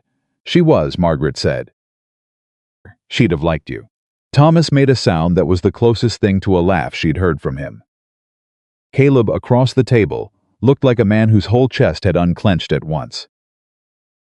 The afternoon light was going thin when Caleb brought the wagon around, and Margaret said goodbye to Thomas on the porch. Thomas shook her hand, not the brief, perfunctory shake of a man being polite, the real kind, the kind that meant something. You'll come back, he said. It was not quite a question. If I'm Ed, Margaret said. You're invited, Thomas said. In the wagon on the road back to town, Margaret sat beside Caleb in the cooling evening and felt, for the first time since she had arrived in Red Hollow 9 years ago, that she was returning from somewhere rather than simply moving between obligations. He liked you, Caleb said. He's a practical man, Margaret said. He decided I was useful. That's how he shows he likes someone, Caleb said. By deciding they're worth his time, Margaret thought about that. He misses her, she said, your mother. Every day, Caleb said. It was the kind of marriage that becomes the structure of a person. When she died, part of the structure went with her. How long ago? He paused. The ranch kept running. But the house got quiet in a way I didn't know how to fix. Margaret looked at the road ahead. I know that kind of quiet, she said. I know you do, he said. The town appeared ahead of them, the first lights of Red Hollow, coming on against the early dark, the hotel's upper windows lit from within. The familiar's geometry of a place that had been her life for 9 years without ever quite feeling like it belonged to her. Caleb pulled up at the hotel's front entrance. He helped her down. He did not let go of her hand immediately. "Margaret," he said. She looked at him. "I need to say something," he said. "And I need you to actually hear it, not decide in advance what it means or what you're supposed to do with it." She waited. "I am not going to pretend," he said, "that this is a simple situation. I know it isn't. I know what the town thinks, and I know what Eleanor Hawthorne is going to keep doing, and I know the cost of all of it lands harder on you than it does on me." He paused. "But I'm not asking you to decide anything tonight. I'm asking you to let me keep being what we've been. And to let me, when the time comes to take the next step, take it beside you. Not in front of you, not behind you." She was very still. "What does beside mean?" she said carefully. "It means I don't do this without you," he said. "Any of it." Margaret looked at their joined hands. She thought about 9 years of standing at edges. She thought about the walk to the front of a room. She thought about Thomas Whitmore's handshake and the soup and 4 hours that felt like the beginning of something. She thought about what it meant to stop believing that survival and life were the same thing. "Okay," she said. "Okay," she said again, more firmly. Like a door she was choosing to open. Something in his face went very quiet and very certain both at once. He squeezed her hand once. He released it. She went inside. The days that followed were different from the days before them. Not outwardly, the hotel kitchen was the same, the coffee was the same, the trays moved along the same routes they had always moved. But underneath the ordinary surface of her work, something had settled that had not been settled before. A decision made, a direction chosen, and with it a specific kind of steadiness that she had not known she was missing until she felt it arrive. Caleb came every morning. He asked for her opinion on the winter pasturing decision. She gave it. He consulted her on a hiring question. One of his senior ranch hands was leaving, and the replacement candidates all had different strengths and different problems. And he laid out the situation and listened to her think through it aloud with the attentiveness of a man who had decided that her thinking was worth following. She had never in 9 years been in a situation where her thinking was treated as something worth following. It was changing her in ways she could feel but not yet fully name. 2 weeks after Sunday at the ranch, the winter pasture question became urgent in the way ranching questions became urgent quickly, driven by weather, with no patience for gradual decision-making. A cold front came down from the north earlier than expected, and Caleb arrived at the kitchen door not at his usual time but at 6 in the morning, while Margaret was still on her first coffee. With his coat on and his expression carrying the particular tight focus of a man who had been awake for most of the night. "I need your read on something," he said. She poured him coffee without preamble. He laid out the situation, 2 pasture options for winter rotation, one safer and one that required a gamble on the weather holding through late November. His foreman wanted the safe option. Caleb's own instinct pushed toward the gamble, but he couldn't fully articulate why, and the uncertainty was costing him sleep. Margaret listened. She thought about the conversations she had absorbed across the hotel dining room table. She thought about what she knew about the weather patterns in the northern range, from 3 years of serving breakfast to men who talked about nothing else between November and March. "The Campbell family," she said. "They run the spread 20 miles north of your north boundary." "I know them," Caleb said. "Mr. Campbell had lunch here every Wednesday for 2 years," Margaret said. "He tracked the late November weather on that range closer than anyone I ever heard. He said 3 times, I remember specifically because he said it the same way each time, that the worst years were the ones that came in gentle. That when November came in hard and fast, it usually broke by the 25th. But when it crept in quiet, it settled." Caleb was very still. "This front came in fast," he said. "It came in hard and cold in a single night," Margaret said. Not creeping, he looked at her. "The gamble," he said. "That's what Mr. Campbell would say," Margaret said. "I'm a hotel kitchen worker with 4 years of absorbed weather conversation. You make the call." "I'm making the call," Caleb said. I'm making it based on your information. Then it's your call. It's our call, he said. She looked at him. That's a dangerous word, she said. I know, he said. I mean it. He left to get the winter rotation started. Margaret stood at the work table and thought about the word hour, how small it was, how much weight it carried, how different the world looked from inside it versus outside it. She had been outside it for 26 years. She was not entirely sure how to live inside it yet. But she was learning. The weather broke by the 24th. Caleb's gamble held. His foreman, a weathered man named Pete who had spent 30 years suspicious of anything he hadn't personally verified, came to the hotel kitchen 3 days later not to see Caleb, but specifically to see Margaret. He came through the front door, which was wrong, and asked Mrs. Plum to send for her, which was alarming enough that Clara came to the kitchen with wide eyes to report it. Margaret went to the front. Pete was standing near the reception desk with his hat in his hands and the expression of a man who had rehearsed something and was not sure he was going to execute it well. Miss Ellis, he said. Mr. Pete, she said carefully. I wanted to come and say he started, then stopped. Caleb told me the information about the weather pattern came from you. He paused. I was against the gamble. I want you to know I was wrong, and I want to say that directly, because if I had my way, we'd have been in the wrong pasture when that front broke. Margaret looked at him. I appreciate you coming to say that, she said. That was decent of you. Caleb says you know things about this territory that most people don't, Pete said. I believe him now. He turned his hat once. If you ever have something to say about ranch operations, I'm willing to listen. He left. Margaret stood in the front hall of the hotel with Mrs. Plum watching from behind the desk with an expression that was working hard to remain neutral. That was Pete Hanlon, Mrs. Plum said. He's been foreman at the Whitmore Ranch for 20 years. I know, Margaret said. He came to apologize to you, Mrs. Plum said. He came to correct his record, Margaret said. That's different. And better. Mrs. Plum was quiet for a moment. Then she said the rates at this hotel are going up in the new year. I'm going to need someone who can manage the supply accounts. Someone with attention for numbers. Margaret looked at her. I'm a kitchen worker, she said. You're wasted in the kitchen, Mrs. Plum said, with the brisk directness of a woman who has decided something and is not interested in an extended discussion about it. Think about it. She went back to the business of the desk. Margaret went back to the kitchen. She stood at the work table. She thought about her aunt's voice saying, work done well is its own kind of dignity. She thought about what it meant when the world started to rearrange itself around a person who had decided to stop agreeing to be invisible. She thought about it for a long time.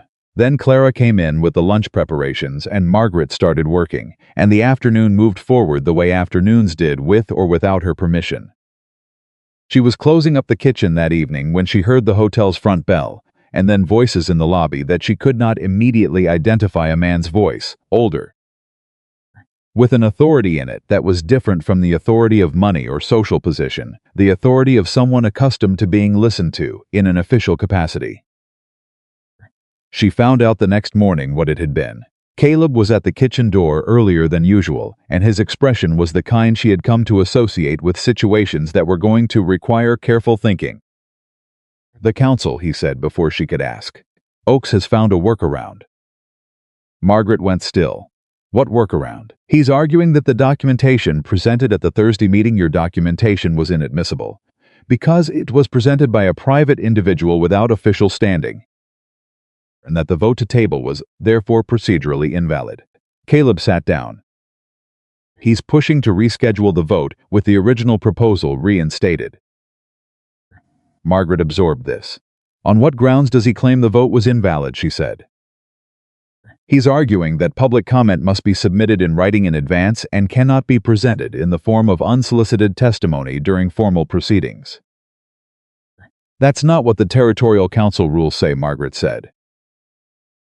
Caleb looked at her. You know the Territorial Council rules. The chairman of the Territorial Appeals Board had lunch here every third Tuesday for a year and a half, Margaret said. He complained about procedural violations the entire time. Something shifted in Caleb's expression. "Tell me what the rules actually say," he said. She told him.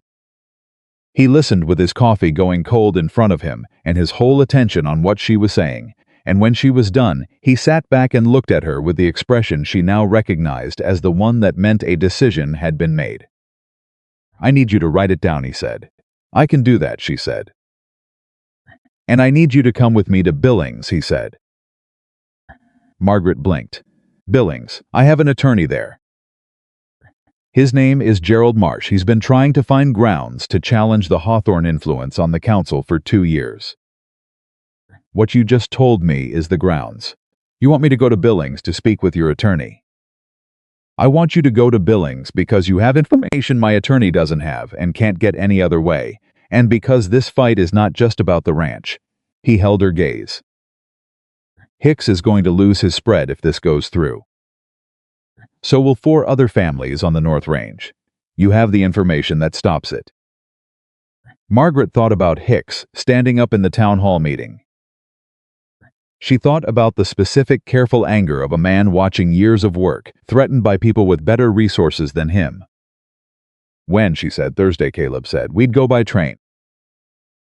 Back by Saturday. Away from Red Hollow. Away from the kitchen and the hotel and Mrs. Plum's careful neutrality and Eleanor Hawthorne's social architecture. 2 days in which the world would notice and the world would have opinions." Margaret thought about all the reasons to say no. She had gotten very good over 26 years at generating reasons to say no.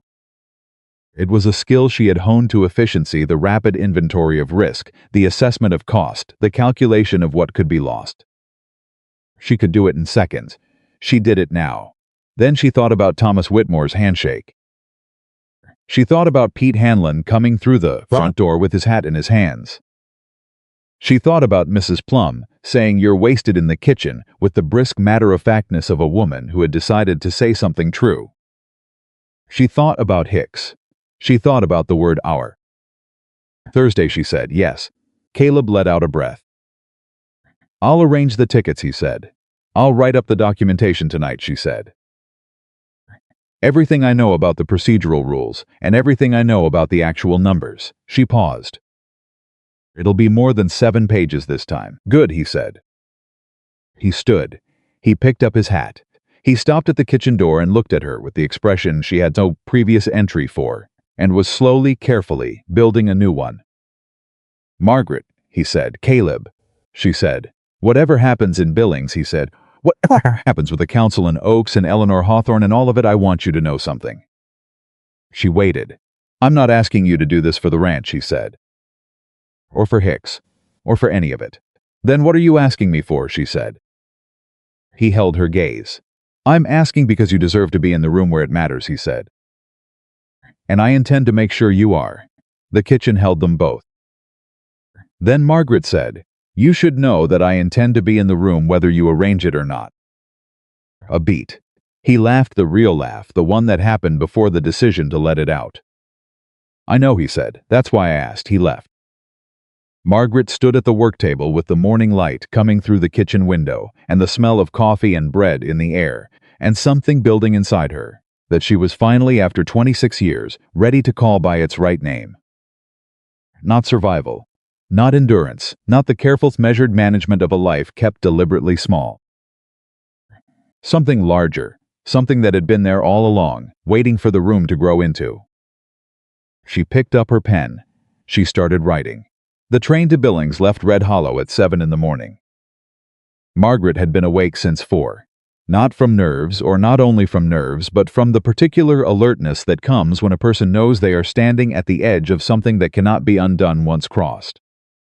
She had finished the documentation the night before, 14 pages this time, organized with the same precision she brought to everything.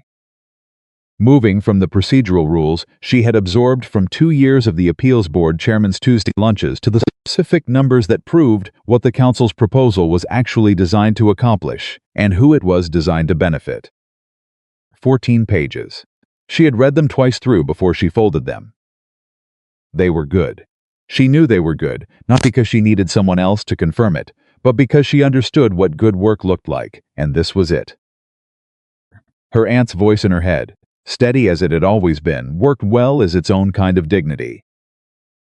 She put the pages in her traveling case, alongside the 2 other dresses she owned that were appropriate for the kind of meeting they were going to. She went downstairs.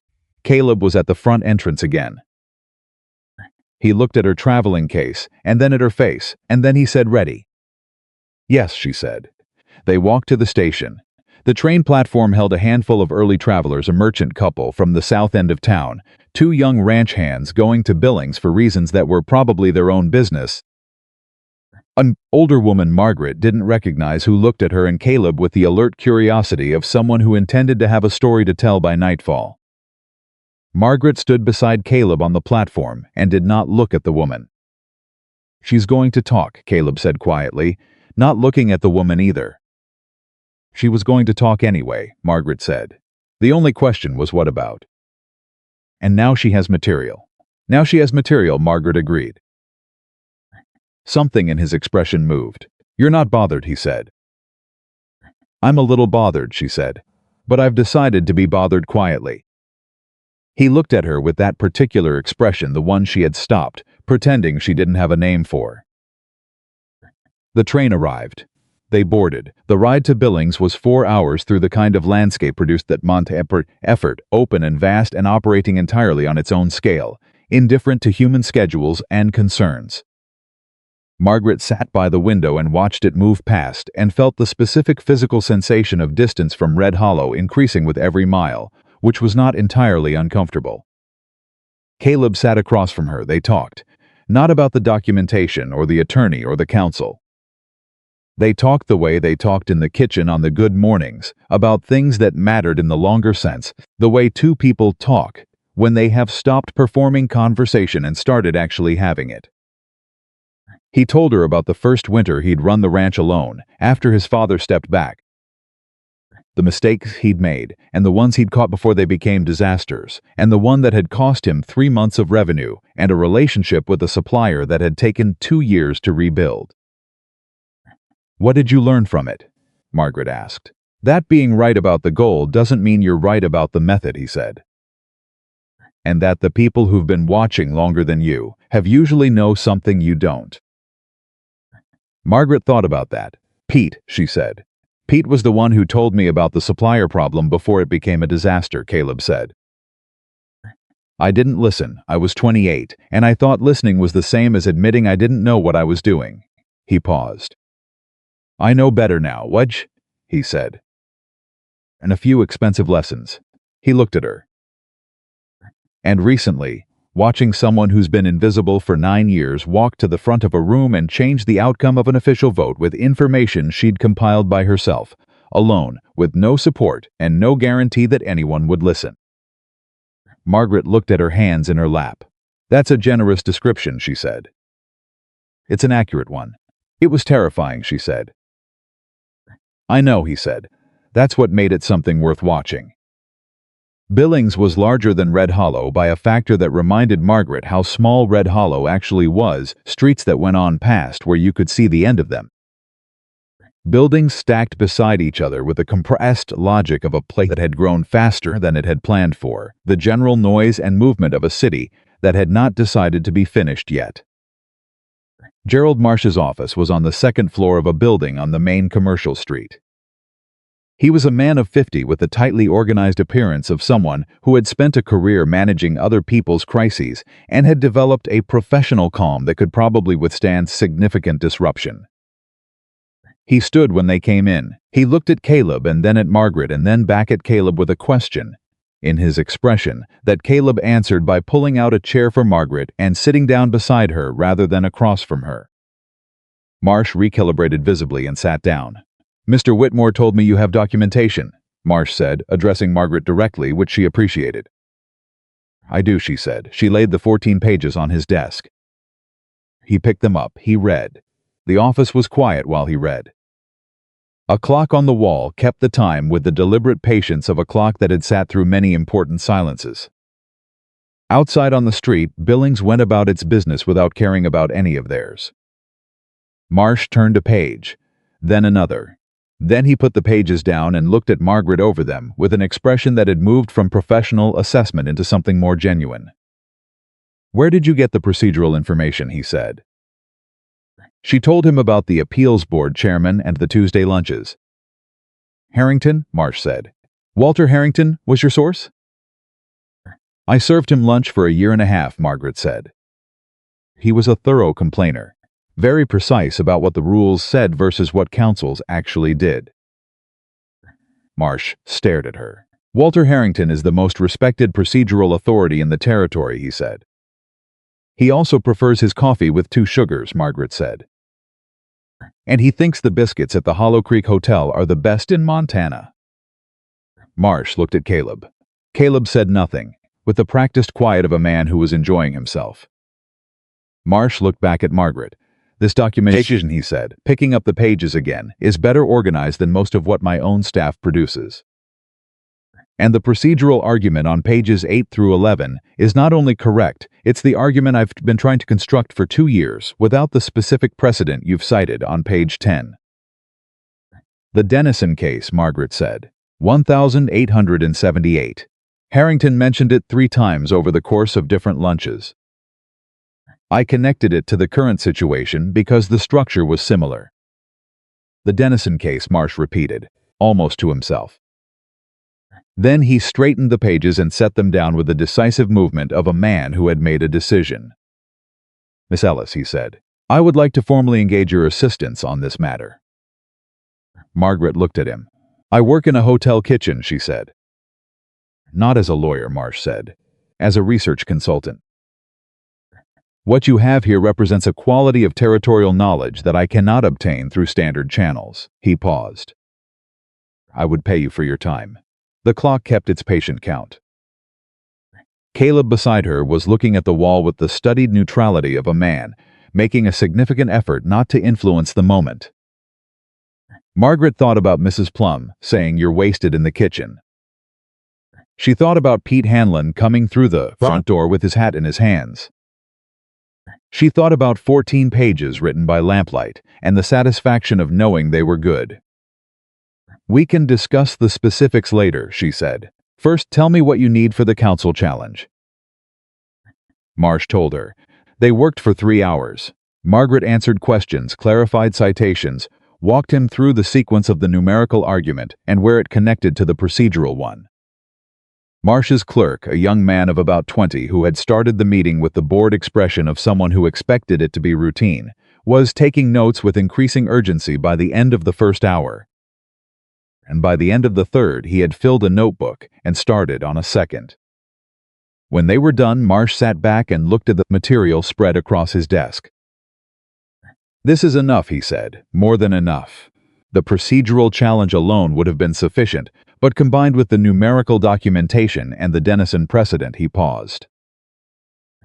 "The council's reinstatement push will fail, and I can make a case that Oakes's workaround itself constitutes an improper procedural maneuver, which opens the door to a formal review of his conduct." "How long will it take?" Caleb asked. "Filing by end of next week. Hearing within 30 days, given the time-sensitive nature of the grazing leases." Marsh looked at Margaret. "I'll need you available for questions between now and the hearing." "I'm in Red Hollow," Margaret said. "I know where you are," Marsh said. "I'll work around it." They left the office at 4:30. On the street outside, the late afternoon light was doing something generous to the city. Margaret stood on the sidewalk with her traveling case and the specific sensation of a person who has just done something that cannot be undone. "Well, Caleb," she said. "Research consultant," he said. "Don't make more of it than it is," she said. "It's a great deal," he said. "It's a conversation that might lead somewhere," she said. "That's all." He looked at her with the expression. "You're doing it again," he said. "Doing what?" "Deciding in advance how much you're allowed to have." She was quiet. The city moved around them, people on their own errands, going their own directions. Not paying the slightest attention to a large woman in a blue dress and a rancher with his hat in his hands standing on a Billings sidewalk at the edge of something important. "Old habit," she said finally. "I know," he said. "I'm asking you to consider a new one." She looked at him. She thought about the 14 pages. She thought about Marsh's face when he read them, the genuine shift from professional to something more honest. She thought about what it meant when the world started to organize itself around what you actually were, rather than what it had decided you were allowed to be. "All right," she said. He smiled. The real one, not the slight movement of the corner of his mouth, but the full version. The one she had seen rarely enough that she had committed each instance to memory without intending to. "Are you hungry?" he said. "Extremely," she said.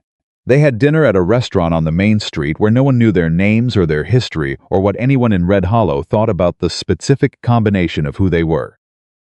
They ate and talked, and the evening went easy and warm around them. And Margaret felt, sitting across the table from Caleb Whitmore in a city where she was nobody in particular, that this was what it felt like to simply exist in a moment without the accumulated weight of other people's opinions pressing down on it. She wanted to remember the exact quality of it. She thought she probably would. They took separate rooms at the hotel. In the morning, over breakfast, Caleb asked her something she hadn't expected. "When this is settled," he said. "The council situation, the challenge, all of it, what do you want?" She looked up. "What do I want?" she repeated. "Not what you'll accept," he said. "Not what seems reasonable given the circumstances. What you actually want." She thought about it seriously, the way the question deserved. "I want to do work that matters," she said. "I want to use what I know in a way that's not hidden. Not invisible." She paused. "I've been invisible for so long that I stopped knowing what it would feel like to be otherwise. I'm starting to find out." He listened. "I want to stop spending my energy making myself small," she said. "I've been doing it so long I've gotten efficient at it, and efficiency at the wrong thing is still the wrong thing." He nodded, and personally, he said, "Carefully. What do you want personally?" She looked at him across the breakfast table. She thought about all the reasons to answer carefully. Then she thought about what she'd told herself on the train ride out, that she was done generating reasons to say no. "I want what's been building in that kitchen every morning. For the last 2 months," she said. "I want it to keep building. I want to find out what it becomes." Caleb was very still. "That's what I want too," he said. "I know," she said. "You know, Caleb," she said, with the quiet patience of a woman who has been paying attention for 9 years. "I know." He laughed. She smiled. They took the train home. The council challenge was filed the following Thursday. Marsh was as good as his word, precise, fast, and devastating in the specific way that good legal work is devastating, which is quietly and with documentation. Oakes's reinstatement push collapsed within 2 weeks under the weight of the procedural argument and the Denison precedent and the full numerical analysis that showed, in terms no one could argue, that the original proposal had been built on data that did not reflect the actual state of the territory. There was a formal review of Oakes's conduct. Arthur Hawthorne stepped back from the council before the review concluded, which was its own kind of answer about what the review was going to find. Hicks kept his spread. So did the 4 other families on the North Range.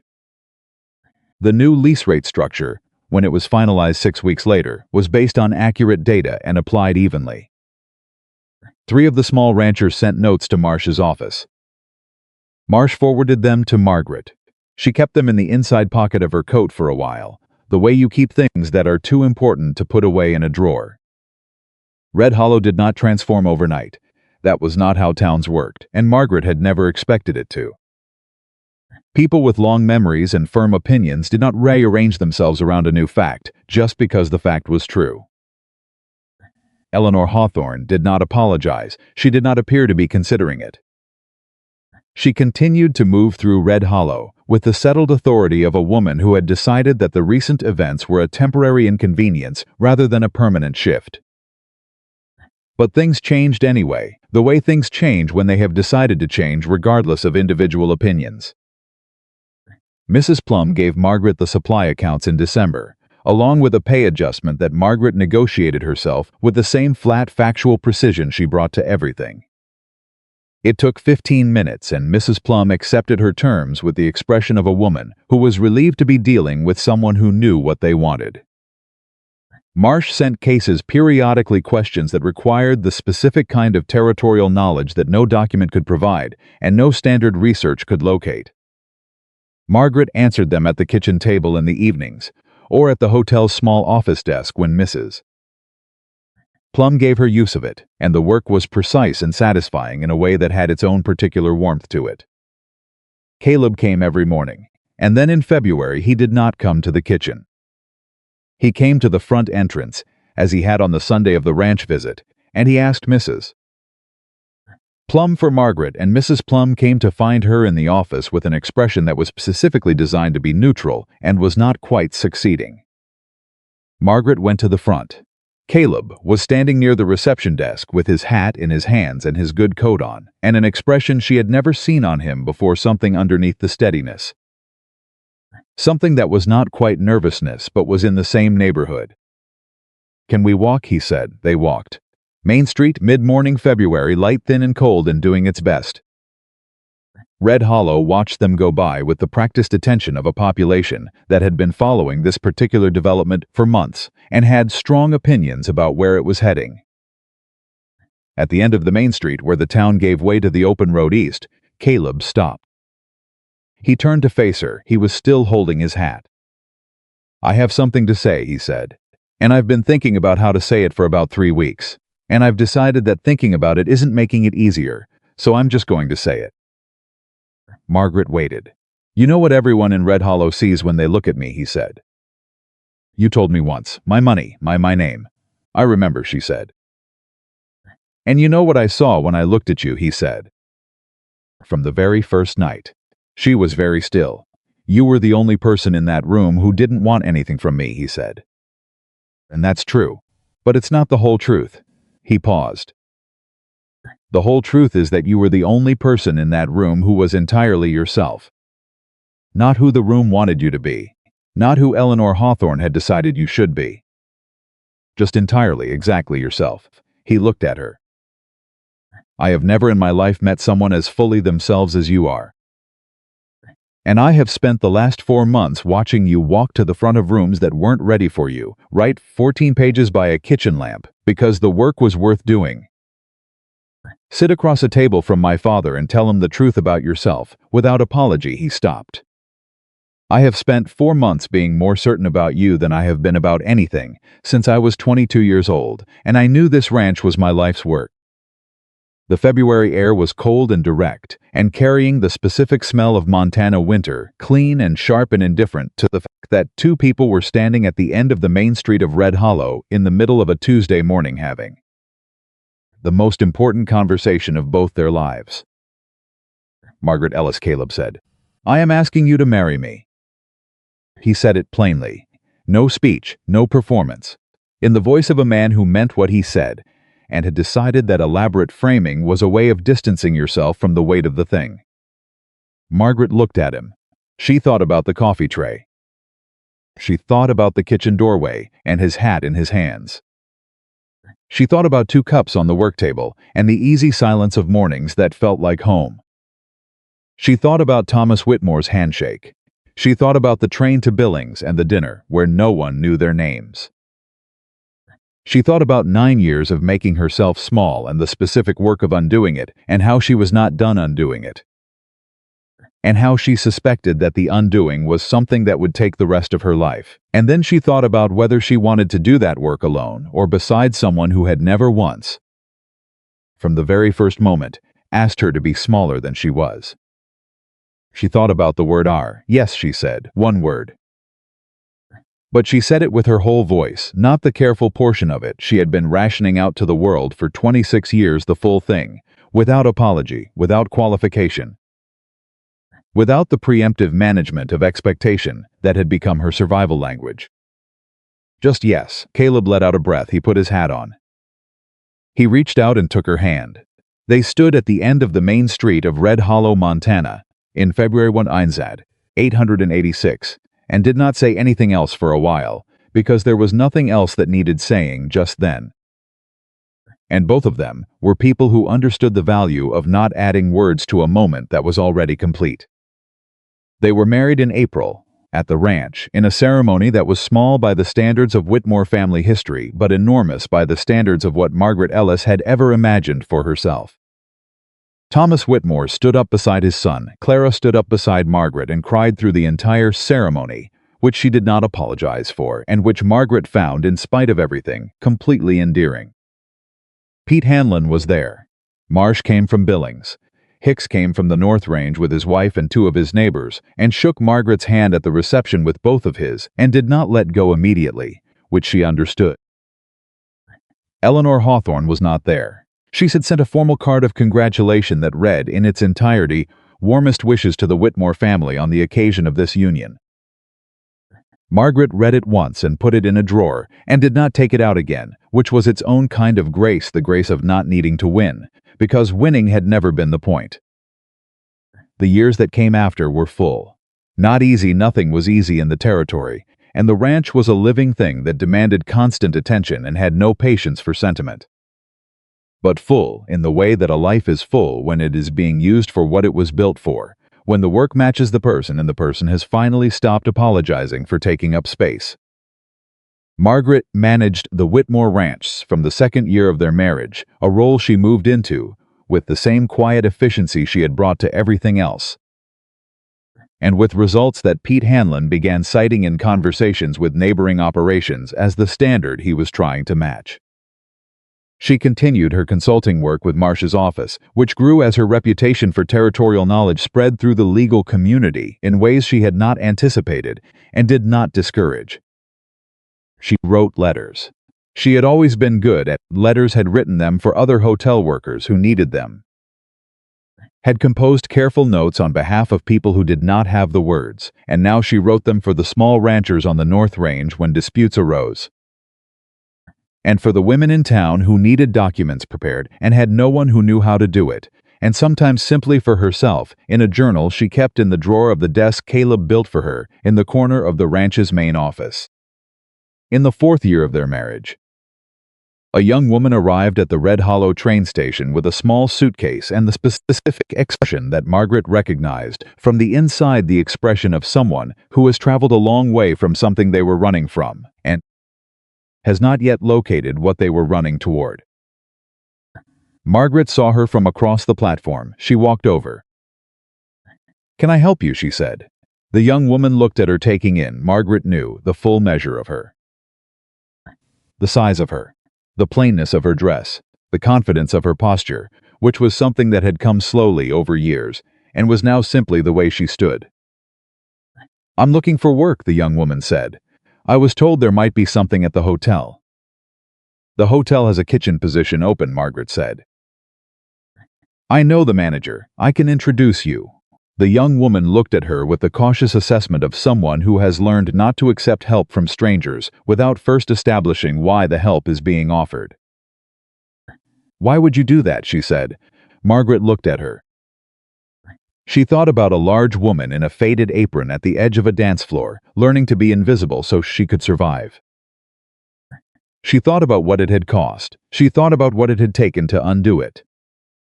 "Because someone should have done it for me," she said. "And because this town is harder than it looks, and it's easier with someone who knows the inside of it." The young woman was quiet for a moment. "Was it hard for you?" she said. "When you came?" "Yes," Margaret said. "How did you manage?"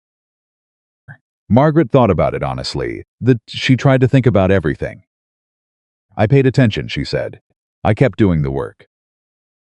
And eventually I stopped believing that surviving was the same thing as living." She looked at the young woman steadily. That last part was the hardest, but it was also the part that changed everything. The young woman considered this. Then she picked up her suitcase. "All right," she said. "Thank you." They walked into Red Hollow together. Thomas Whitmore, in the years that followed, liked to say that the best decision Caleb had ever made was walking into a side hallway to say something he should have said sooner. Caleb's version was that the best decision he'd ever made was going back to the kitchen the next morning. Margaret, when she was asked, and she was asked, More and more as the years passed and her presence in the territory became something people pointed to as the kind of story worth telling, said that the best decision she had ever made was the night she sat down with a pen and 7 blank pages and decided that what she knew was worth saying out loud. They were all correct. They were also all describing the same decision, which was the decision that every person who had been told they did not belong eventually faced, the decision to stop agreeing. Margaret Whitmore of Red Hollow, Montana, made that decision in October of 1885, at 26 years old, while standing at a kitchen work table with her hands flat on the surface and a town that had decided she was invisible all around her. She spent the rest of her life proving the town wrong.